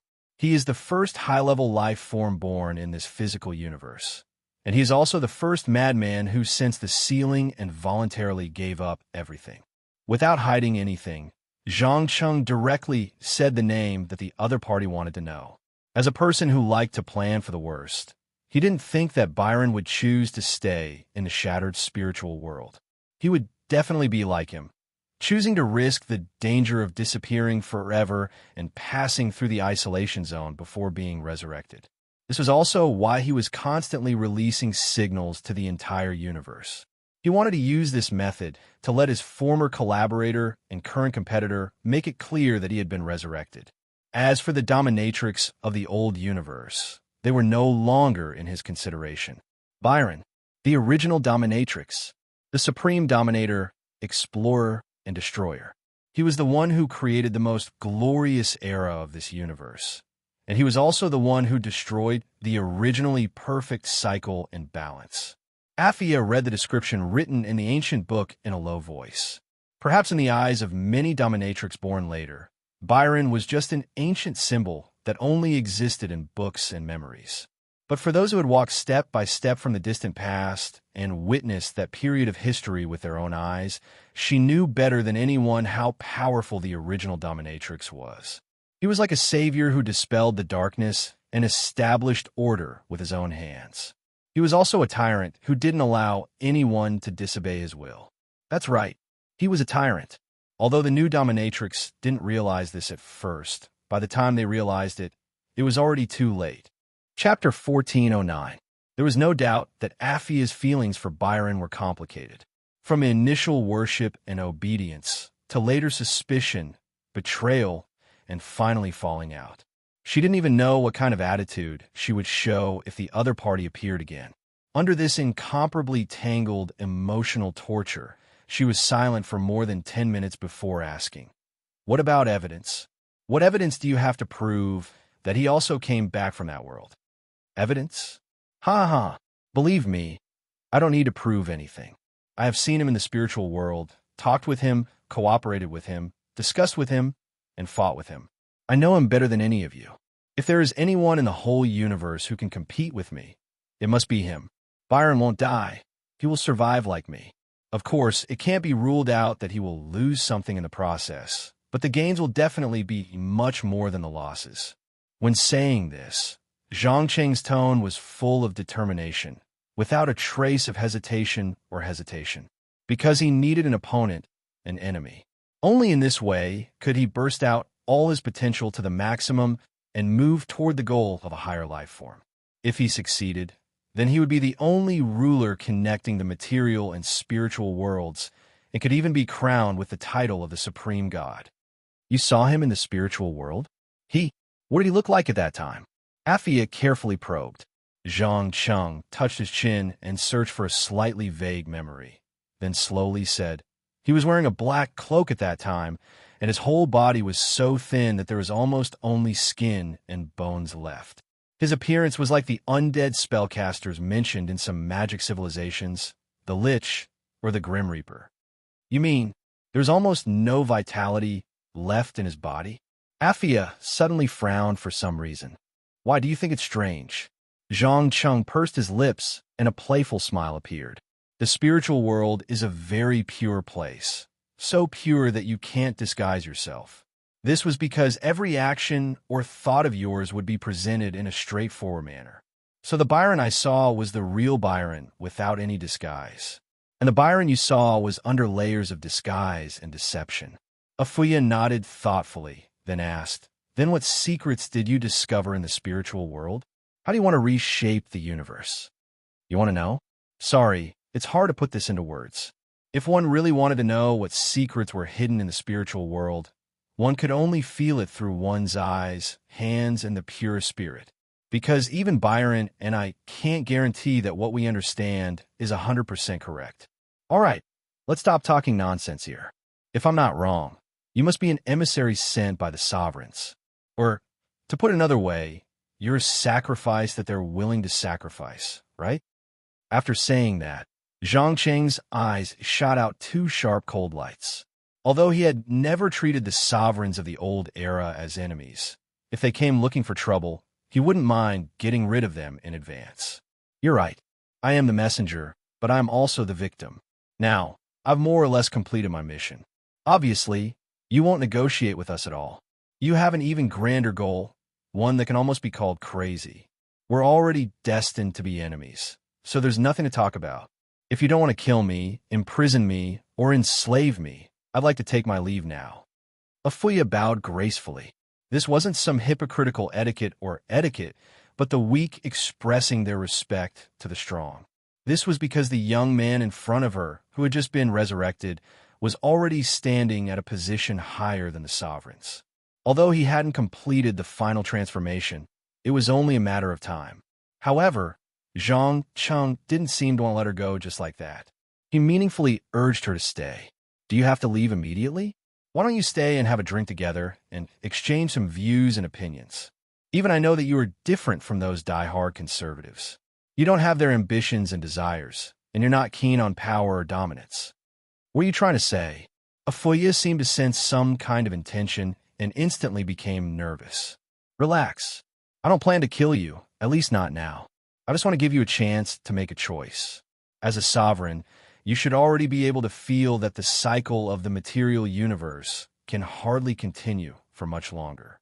When the cycle collapsed, all energy, matter, space, time, and dimensional cords would collapse along with it. What's even more frightening is the chaos caused by the collapse, which will destroy all life and civilization. That's right. The universe under our feet will become a land of death, and there will be no more life born. At this point, Zhang Cheng picked up the cup and took a small sip of the juice squeezed from the fruit of the tree of chaos. A world without life is boring, and a universe without civilization and struggle has no need to exist. Thus, reshaping it is one of my and Byron's missions. But as you know, one person can't systematically reshape the entire material universe, and I also plan to integrate it with the spiritual world. Only the perfect unification of matter and spirit can create something more interesting. How about it? Are you interested in joining forces with me? Join forces? You want me to betray the other sovereigns and betray my own faction? Afuya sneered. Don't make it sound so bad. Betrayal isn't a shameful thing as long as there are enough benefits to be gained from it. Look at me. How many plots, betrayals, and destruction have I experienced to get to where I am today? Of course, I'm not showing off, just stating a fact. Many idealists believe that the world must be beautiful, that the future must be bright and full of hope. But the cruel reality is just the opposite. Including you and I, we're all shrouded in darkness. Benefits, disputes, fighting, and killing are the most essential things of life, deeply engraved in the genes and even the soul of every life. What will you do if my answer is no? I can only say sorry. I'm afraid you won't be able to walk out of this palace, let alone pass on such an important message. But if you agree, I'll allow you to pass on the message to the other sovereigns and tell them that the old era is over and the dawn of a new era has arrived. Chapter 1410. There was no doubt that the emissary sent by the rulers was under house arrest. Afia didn't even need to try. She knew that she couldn't get out of this palace made of vines and branches, let alone avoid the tens of millions of magic battleships around her, and send back the news she had painstakingly obtained. The only thing she could do was to wait patiently for the other side to release her or make up their mind to kill her. As for the option of betrayal, it didn't exist from the beginning, because she didn't want to be dominated by anyone, even if that person had far more power than her and a higher life form. Of course, Zhang Cheng had no intention of making things difficult for this female ruler. He still calmly released a strong signal to the entire material universe. This delicate state lasted for quite a long time until the rulers finally couldn't bear it anymore and began to send small troops to tentatively attack the starship fleet composed of the Dalant people. Looking at the flashing light in the distant starry sky due to the battle, Zhang Cheng asked the chairman kneeling in front of him with a smile, How is it? How is the intensity of the attacks in the past few days? You didn't lose too much of your main fleet, did you? Our losses are negligible, Master. If it weren't for your order to prohibit counterattack, this enemy would have been defeated by our invincible fleet. The chairman knelt on the ground and responded in an extremely humble and pious tone. As more and more knowledge, technology, and power continued to impact the inherent cognition and thinking of the Dalant people, he finally understood how ridiculous his previous arrogance and conceit was. As a civilization, the Dalant people didn't even understand the most basic strings and dimensions. How could they fight against a terrifying life form standing at the top of the material universe? As the saying goes, because of ignorance, fearlessness. All the people in the world were bold, not because they were born fearless, but because they didn't understand the stakes behind them. Once they began to understand, those bold ideas would quickly dissipate and be replaced by fear and awe. Obviously, the Dalant people who were left behind were now at this stage. The more they obtained, the more they revered this young man who looked to be in his early 20s. They were even willing to become loyal servants. Defeated? Haha, believe me, they won't be defeated so easily. You have to know that what you are in contact with now is only the enemy's vanguard, the lowest level of cannon fodder, used to test my reaction. Once they figure out your defense situation, the second round of more ferocious attacks will come immediately. Remember, don't let me down, otherwise there is no need for the Daolent people to exist. As he spoke, Zhang Cheng's gaze remained fixed on the other party's glowing eyes. His tone did not sound like he was joking at all. As a pragmatist, he had always paid attention to the process. This was especially true in a war where there was no second chance once one lost. The process was not important at all. The only thing that mattered was the result. Don't worry, I swear I won't let even a single enemy pass through the defensive line, the chairman promised confidently. After all, he was not in control of the Daolent Council, which had countless political enemies, but a semi-military organization that completely obeyed his master's will. In this organization, ordinary Daolent people had no right to express their opinions. They could only obey or die. Therefore, when the master gave the order, everyone had to do their job well. Otherwise, what awaited them was cruel elimination. Soon, under the arrangement of the chairman, the enormous fleet surrounding the tree world quickly changed their formation. They hid their powerful main weapons, preparing to give the enemy a big surprise. At the same time, the sovereigns on the other side were observing the fleet floating in the endless deep space through various devices. After a full minute, the leader spoke. After a few rounds of probing, we can more or less confirm that these magic warships are equipped with special weapons capable of harming us. Take note of these tubes at the front. They can emit some kind of dark blue substance or energy that we don't understand. Although the effective range isn't very far, if you are accidentally hit, it will leave a wound that can't be healed. No, that's not an ordinary wound. Another sovereign gently touched the eye-catching scar on his face. Of course, it's not an ordinary wound. It's a kind of near-eternal freezing. Even if it's us, once hit by too many of these things, it'll probably be difficult to escape. Believe me, this is much more terrifying than death. Because in the endless years that follow, your body, soul, thoughts, and consciousness will all fall into a frozen state. So far, we haven't found a way to thaw it. Then do we still have to take the risk and launch an attack? Of course. Haven't you noticed that the number of this fleet is rapidly increasing? We have to use the form of war to whittle down their numbers before they expand to a certain extent. So you're saying that there's no turning back for us. From the moment Afia was imprisoned, the enemy had already issued a clear declaration of war. The only thing we can do is respond to him and tell him that we'll do our best to fight back and not just wait to be captured. In that case, what are we waiting for? Give the order to attack. After the discussion ended, the sovereigns ordered the huge army lurking near the main string to attack through the servants around them.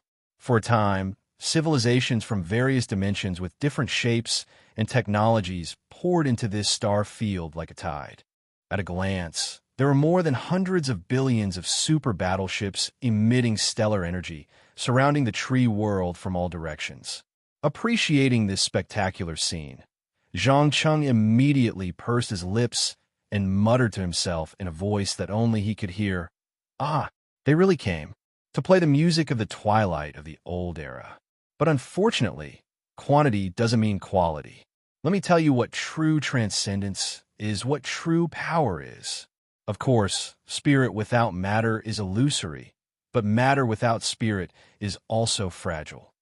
Chapter 14:11. There was no communication, and there was no so-called declaration of war. In a tragic war, where only one side was destined to survive, there were no ridiculous rules of engagement. Both sides would do their best and use all means to ensure the destruction of the enemy to the greatest extent possible. So when the huge fleets began to approach each other and enter each other's shooting range, the first round of saturation attacks began. In the originally dark, starry sky, the brightest light in the entire material universe flickered in an instant. Hundreds of millions of energies were being released here. Its powerful energy even filled up a large number of artificial black holes. In this area, matter and energy were constantly transformed in the most intense and unimaginable way. The outermost battleships of the fleet did not even have time to react before they turned into insignificant dust in the universe. The energy protective force field that they were so proud of didn't even last for a second before it fell apart along with the ship. There was no doubt that before this, there had never been a war of such scale and intensity in the entire material universe. Compared to the Great Flux War that they had participated in before, it was not even comparable to a child's play. Energy, matter, and life blooming at the moment of death. It's really beautiful and spectacular. It seems that your allies have decided to gamble everything to show me some color, right? Zhang Cheng asked with a faint smile while holding his chin. Obviously, the fierce battle outside did not affect his mood in the slightest. To be precise, the life or death of the Dalant people was not in his eyes from the beginning to the end. You guessed right. With this scale of mobilization and the coalition formed by hundreds of super civilizations, the rulers have used all the trump cards in their hands except for themselves. Do you think your servants can hold on? Afuya raised her head and asked. I don't know. Zhang Cheng shook his head casually. What does it have to do with me, whether they can hold on or not? Survival or destruction is always a simple multiple-choice question. If they can hold on, it means that these Dalant people split from my soul have the potential to become the overlords of the entire universe. I will give them the corresponding status after the war is over. But if they can't hold on, I will only lose a group of worthless cannon fodder. Believe me, in this universe full of countless intelligent races, there are countless races that are willing to be my servants. I have the ability to support a group of qualified subordinates in a very short time, but can the super civilizations under the control of the rulers recover in such a short time? How ruthless! Your personality is still the same as before. Afuya's tone was full of sarcasm. Ruthless? How many of those who were able to reach the position of ruler on the path of evolution weren't callous? If they're not ruthless, who can cut off the past, cut off those complicated emotions, and choose a path of evolution that must endure loneliness? This was especially so after losing all ethical and moral restraints. Almost every ruler had broken their shackles and released the dark desires hidden in the depths of their hearts to their heart's content. It's just that some are more direct, like me, and some are more hypocritical, like you. Tell me, dear Afuya, are you still resurrecting your twin brother and often falling in love with him? As Zhang Cheng blurted out the last word, Afuya's face instantly changed. Her pupils burst out with a mixture of panic, confusion, fear, anger, and so on. She never dared to dream that the secret she had always hidden in her heart would one day be unearthed by an outsider. You, how did you know? The female ruler's voice trembled. Is it strange? Don't forget, when I return from the spiritual world, I can penetrate your body and directly read the fluctuations produced by your spirit. It's hard to imagine that you, who have always maintained a pure image, would have such strong feelings and possessiveness for your twin brother. What's more interesting is that when he clearly rejected you, you actually killed him in a frenzy, then used necromancy to resurrect him as an undead, then imprisoned, enslaved, and controlled. Shut up. Stop talking. What? Did I poke at a sore spot in your heart? Or is it that the hypocritical you have always been unable to face your heart, to face the ugliest side of your human nature? Zhang Cheng clearly didn't intend to let her off so easily and continued to use sharp words to make her lose her mind. Shut up. Shut up. You don't know anything. You have no right to comment on my actions. At the very least, I didn't destroy my home planet, my family, lovers, and friends who I once cared about and loved. Afuya panted heavily and retorted at the top of her voice. Unfortunately, this kind of criticism had no effect on Zhang Cheng, who had thrown himself into the darkness. He still had a faint smile on his face as he replied, No, you're wrong. I never had any friends, and I never really fell in love with anyone. The people you think I care about are actually just social pastimes to pass the time. Rather than calling our relationship friends, it's better to say that we're using each other. I never hide the dark side of my personality, and I even openly show it. You, on the other hand, always like to show your good side, but secretly do darker things than me. What the hell do you want? Afuya finally noticed that something was wrong, and her face was full of vigilance. What do I want? Of course, I want you to do something insignificant for me. Shame, under normal circumstances, refers to the feeling of shame and humiliation caused by the despicable moral connotation of the subject. It's a moral emotion of self-consciousness and self-condemnation. The reason you have such emotions is because your consciousness hasn't cut off everything in the past. But it's not too late to do so now. As he spoke, Zhang Cheng abruptly stepped forward, grabbed the female dominator's slender neck, and forcibly lifted her off the ground. Of course, this level of physical attack was not enough to hurt the most powerful life form in the material universe. But after grabbing her, he began to wildly pour invisible mental power into her consciousness. In the blink of an eye, Afuya's body and mind began to struggle frantically, trying to break free from this state of control.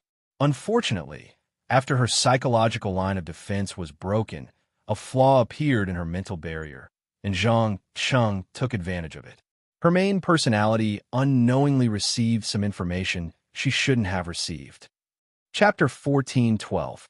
This war that involved more than half of the material universe's advanced civilizations lasted less than 100 hours before the main string closest to the battlefield collapsed due to overload.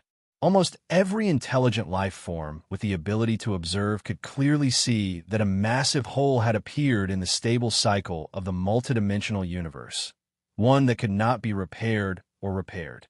Around this gap, regardless of whether it was matter, energy, or anything else, they all showed strange distortions. No one knew what had happened inside, and no one knew how serious the consequences would be. The only thing the rulers knew was that they had no way out. They could either get rid of this challenger who was trying to overthrow the old order and crush his dreams and ambitions, or they would become a bunch of pathetic losers and be swept into the trash heap of history. Madness, destruction, despair. Most of the participants in the war did not even feel the pain of death. The moment they entered the range of the enemy's weapon system, they were smashed to pieces by the concentrated attacks. Here, all techniques, tactics, and strategies were useless. There was only the most primitive, barbaric, and pure head-on collision. Countless advanced civilizations that dominated an area had suffered heavy losses, and some had completely lost all their armed forces. The intensity of the war far exceeded everyone's expectations. Interestingly, as the two parties who had started the war, be it Zhang Cheng or the rulers, none of them had any intention of participating. They just watched from afar as their cannon fodder continued to wear each other down, patiently waiting for the best time to intervene. This is unbelievable. The loss ratio between the enemy and us has reached an astonishing 1 to 300,000. A ruler looked at the report sent by his subordinate, his face full of disbelief. It should be known that almost none of the civilizations that were qualified to be recruited by the rulers were weak. But now, these powerful advanced civilizations have been crushed by a group of Dalent who had just stepped into the interstellar era. That was right. It was a crushing defeat. It would take almost an entire space fleet to destroy an enemy's magic battleship. That mysterious dark blue liquid is too troublesome. We have to think of a way to get rid of it. Otherwise, attacking is no different from suicide. Another ruler expressed his opinion with a frown. In the direction he was looking, tens of thousands of magic battleships were forming a semicircle. The launchers at the front of the battleships, which were originally used to attack, were now using an extremely slow method to set up a large area of dark blue isolation belt in front of them. Whether it was energy weapons or physical attacks, there was a 100% chance that they would be intercepted and fall into an eternal state of freezing.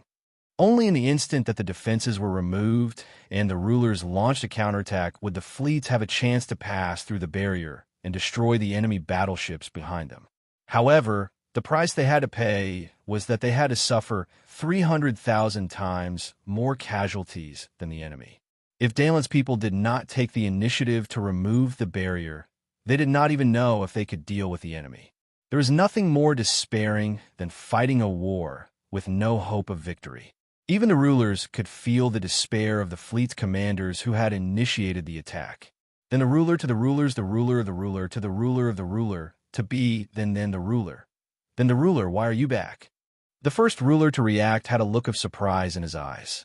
After all, in the minds of most of the rulers, this emissary had most likely been killed or cruelly tortured and imprisoned, never to return alive. Do you even need to ask? Of course. He let me return. Afuya replied expressionlessly. Perhaps it was an illusion, but all of the sovereign's presence suddenly felt that she seemed a little unfamiliar, as if there was something different about her. Who is he? The ruler with the unhealable scar on his face was the first to ask the question everyone was most concerned about. Him? He is. Afuya's expression suddenly became conflicted and pained. At the same time, her eyes flashed with a dark blue halo, and her entire body trembled uncontrollably. Not good. Get out of the way. One of the rulers undoubtedly sensed the danger. As he shouted loudly, he ignored the lives of his subordinates and tore through space to enter the ship. The next second, bang! A dazzling blue light exploded in the center of the battleship that had gathered the most advanced technology in the material universe. It covered the entire command system of the ruler and the entire fleet. There was no accident. They all became motionless living statues in an instant. Only no more than 3 guys who were relatively quick escaped by luck. They stood in the distance and stared wide-eyed at the area that had been completely frozen. No. What have I done? The only one standing in the center of the explosion unscathed was Afuya. She looked around with her mouth wide open, her hands trembling slightly uncontrollably. She didn't understand what had happened to her and why she wasn't affected by the blue liquid. Before the female ruler could recover from her shock, a ghostly figure drilled out from behind her. With lightning speed, he smashed the frozen rulers one by one and sealed the broken limbs into pre-prepared containers. After doing all this, Afuya saw that the other party was none other than Zhang Cheng, who had a physical altercation with her not long ago in the palace. What did you do to me? Why can't I remember anything? The female ruler asked through gritted teeth. Me? I just helped you make a clean break with the past. From now on, you're mine. Zhang Cheng stretched out a hand and gently stroked her cheek, his gaze never leaving the distant sovereigns who had just barely escaped death. He could guarantee that after this sudden attack, the order of the old era had collapsed.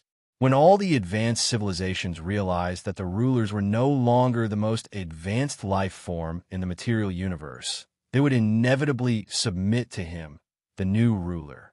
However, no one knew that Zhang Cheng had no intention of becoming a ruler. On the contrary, he had a higher goal in pursuit, and that was to become the creator of the entire new universe. The dusk of the old era had come to an end, and the dawn of the new era was about to rise. Chapter 14:13. The singularity, also known as the starting point, was said to be the center of the entire material universe, and also the place where the universe was first born. Even among the many super civilizations, very few people knew about the existence of the singularity. This was because it did not exist on any star map, nor did it exist in matter or energy. Instead, it was a solidified black gelatinous object, constantly expanding, shrinking, expanding, and shrinking. At its largest, its radius could even cover more than dozens of light years. And at its smallest, it was only a point that could not even be seen with the naked eye. Ever since he destroyed the rulers who symbolized the order of the old era, Zhang Cheng had transplanted the tree of chaos here, allowing the tree roots to penetrate into the interior of the singularity bit by bit, constantly absorbing the energy and matter from the material universe. There was no need to ask to know that he had already begun to plan to reshape all the known worlds. In just a few thousand hours, the cycle of the material universe from its birth to its beginning had stopped. Instead, it was replaced by a despairing weight and bad news from the edge of the material universe. The material universe was shrinking at an extremely fast rate, and billions of planets were disappearing into thin air. At this rate, it would not be long before the material universe would disappear forever, and no civilization would be spared. What was even more terrifying was that almost all the super civilizations were summoned by the rulers and sent out all their armed forces. When this massive joint fleet was completely wiped out, no one knew what had happened and where the rulers who maintained the multidimensional universe cycle had gone. Looking at the giant tree that was constantly absorbing energy and matter from the singularity, Zhang Cheng asked without turning his head, "How long do you think it will take to reach my expectations?" "I don't know. I don't want to know either," Afuya replied in an emotionless tone. In fact, ever since she was forced to cut off the past, she had always maintained this half-dead appearance. Perhaps it was because of guilt, or perhaps it was because there was no greater sorrow than a dead heart. In short, the only difference between her and a walking corpse was that she could still think and speak, but that was all. "What? Are you still angry about what happened a while ago? Or do you think my plan won't succeed at all? Let bygones be bygones." Smart people should learn to give up on meaningless regrets and frustrations and focus on the future. Think about it. If my plan succeeds, then as the follower with the highest position, how much power and authority will you gain? Zhang Cheng turned around and looked into the other's dim eyes. He clearly knew that the reason why Afuya had become like this was related to him forcibly tearing down her psychological defenses to pry into the deepest secrets of her memories. It was like a strong man taking advantage of a woman's perilous state to rape her. However, the former was 100 times more serious than the latter. If it weren't for the fact that the ruler's mental fortitude and mental fortitude were far superior to other intelligent life forms, she would probably be a complete lunatic or idiot. Rights? Power? Do you think I still care about them now? Afuya pursed her lips into a sarcastic smile. Maybe. Who knows what will happen in the future?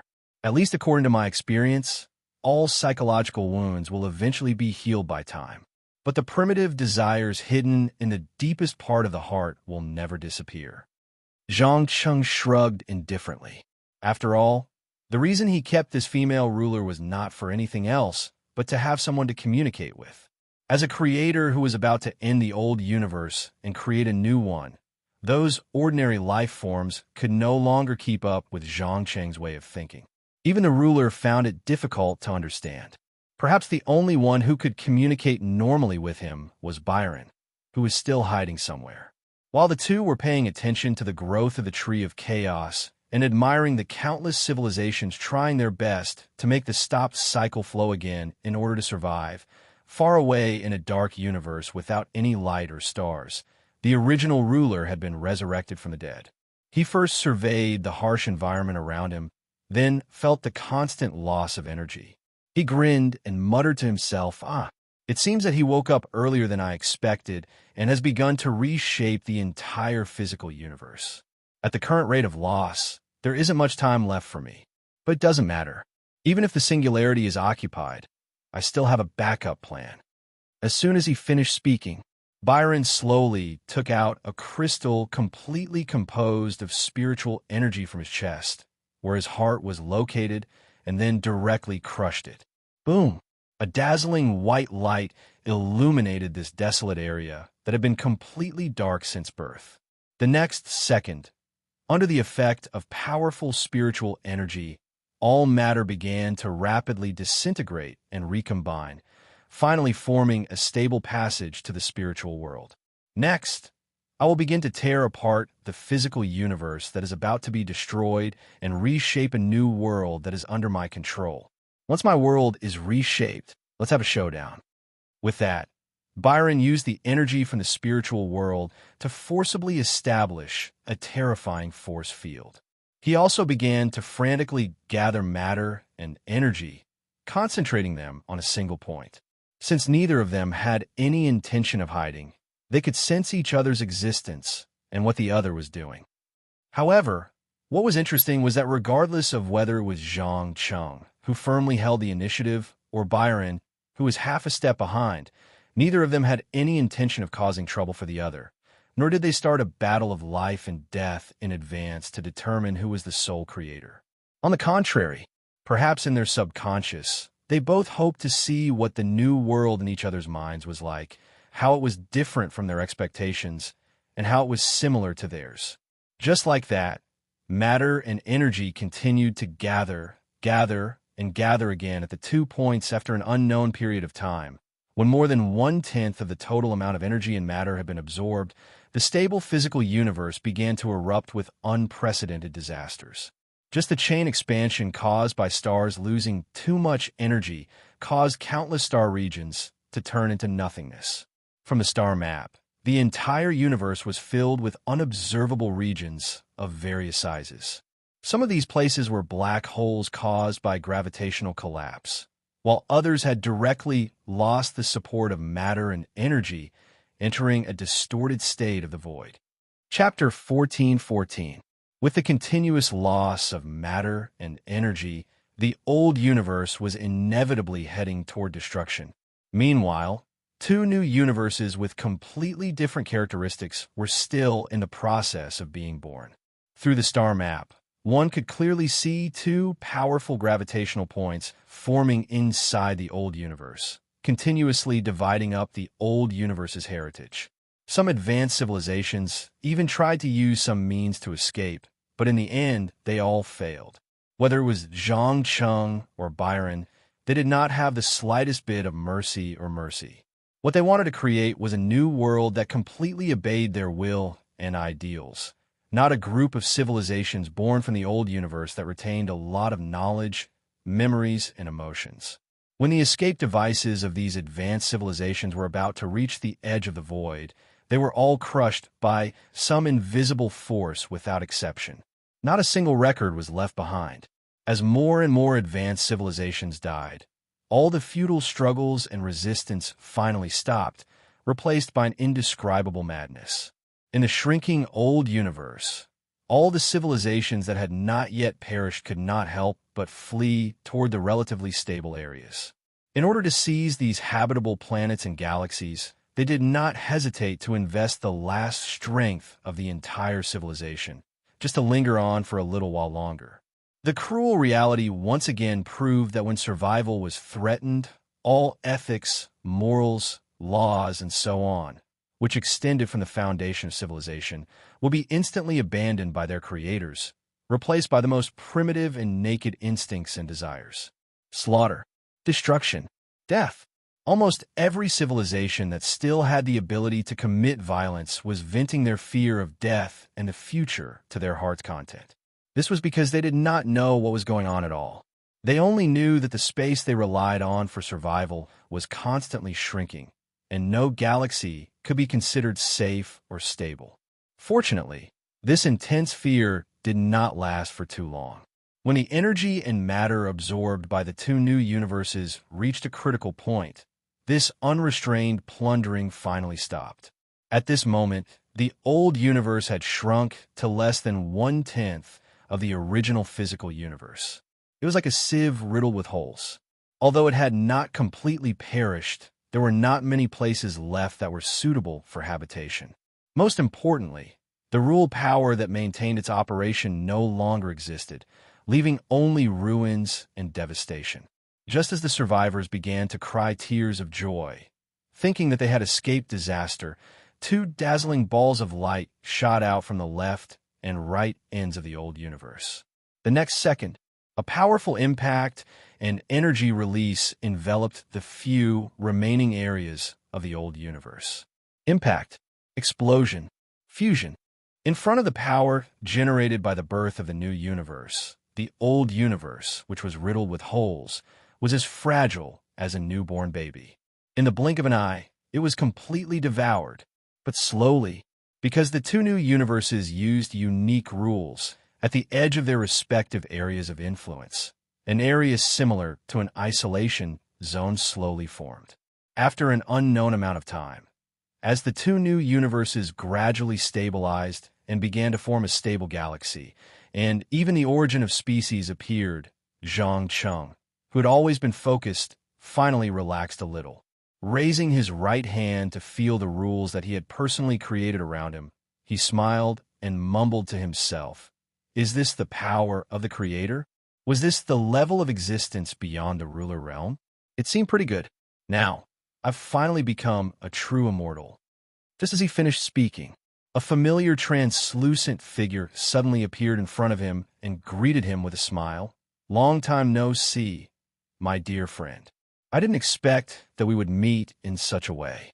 First of all, allow me to pay my respects to you, creator of the new universe." "Thank you very much. I also want to congratulate you, creator of the other new universe." Zhang Chung smiled and bowed. Standing in front of him was not someone else, but an illusion clone created by Byron. "Ha ha ha, just as I expected. Only you and I are qualified to stand at the pinnacle of the new era. The remaining rulers either lack sufficient courage and initiative, or lack sufficient knowledge and understanding of the entire universe. Drawing power from the spiritual world and using it to reshape the entire physical universe is not something that just anyone can do. Now that the two new universes have been formed, shouldn't we also decide who's better?" Byron invited confidently. There was no need to ask to know that he was not satisfied with being the only two creators, but the only and supreme one. "Are you sure you want to do this?" Zhang Chung asked with a smile.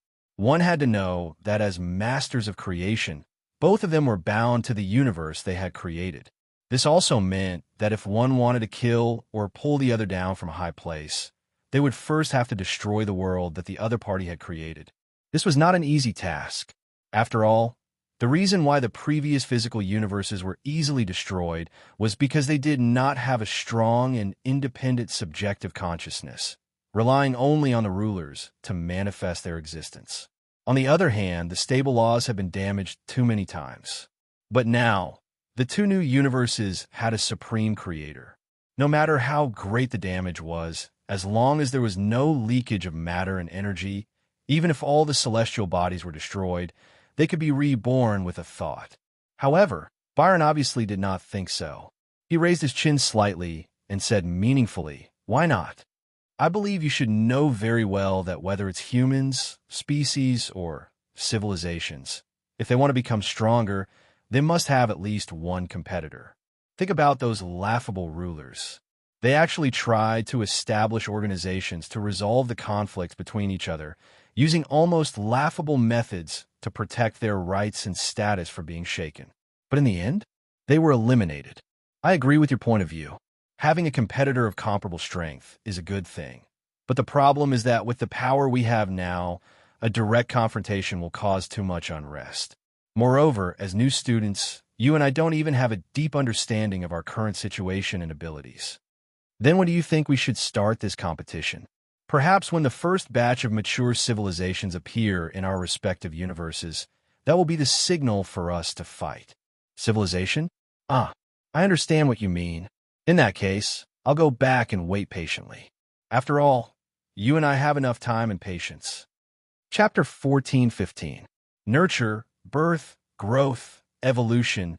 All life, from birth to a developed civilization, inevitably had to go through a series of tribulations, pain, and even despair and death. During this process, all sorts of plagues, diseases, natural disasters, and wars accompanied by ambitions and desires could cause a civilization to decline in an instant at any time to the point of eventual destruction. According to the laws of the old era's material universe, under normal circumstances, out of 1,000,000 civilizations, less than 2% had the chance to leave their mother planet and enter the vast and boundless universe. Thus, rather than calling the creation of a civilization a technical job, it was better to call it a cruel process of constant experimentation, constant selection, and constant elimination. Regardless of whether it was a naturally born civilization, a higher-level civilization, or a civilization created through the intervention of the Creator, there was not the slightest bit of exception. When the two new universes' first batch of civilizations with interstellar exploration ability appeared, they both coincidentally obtained a mysterious clue, and this clue slowly led them to the shattered zone sandwiched between the two universes, at the same time, the final remnant of the old era's material universe. There were no surprises. After the civilizations from the two universes discovered each other, they immediately chose to wage war.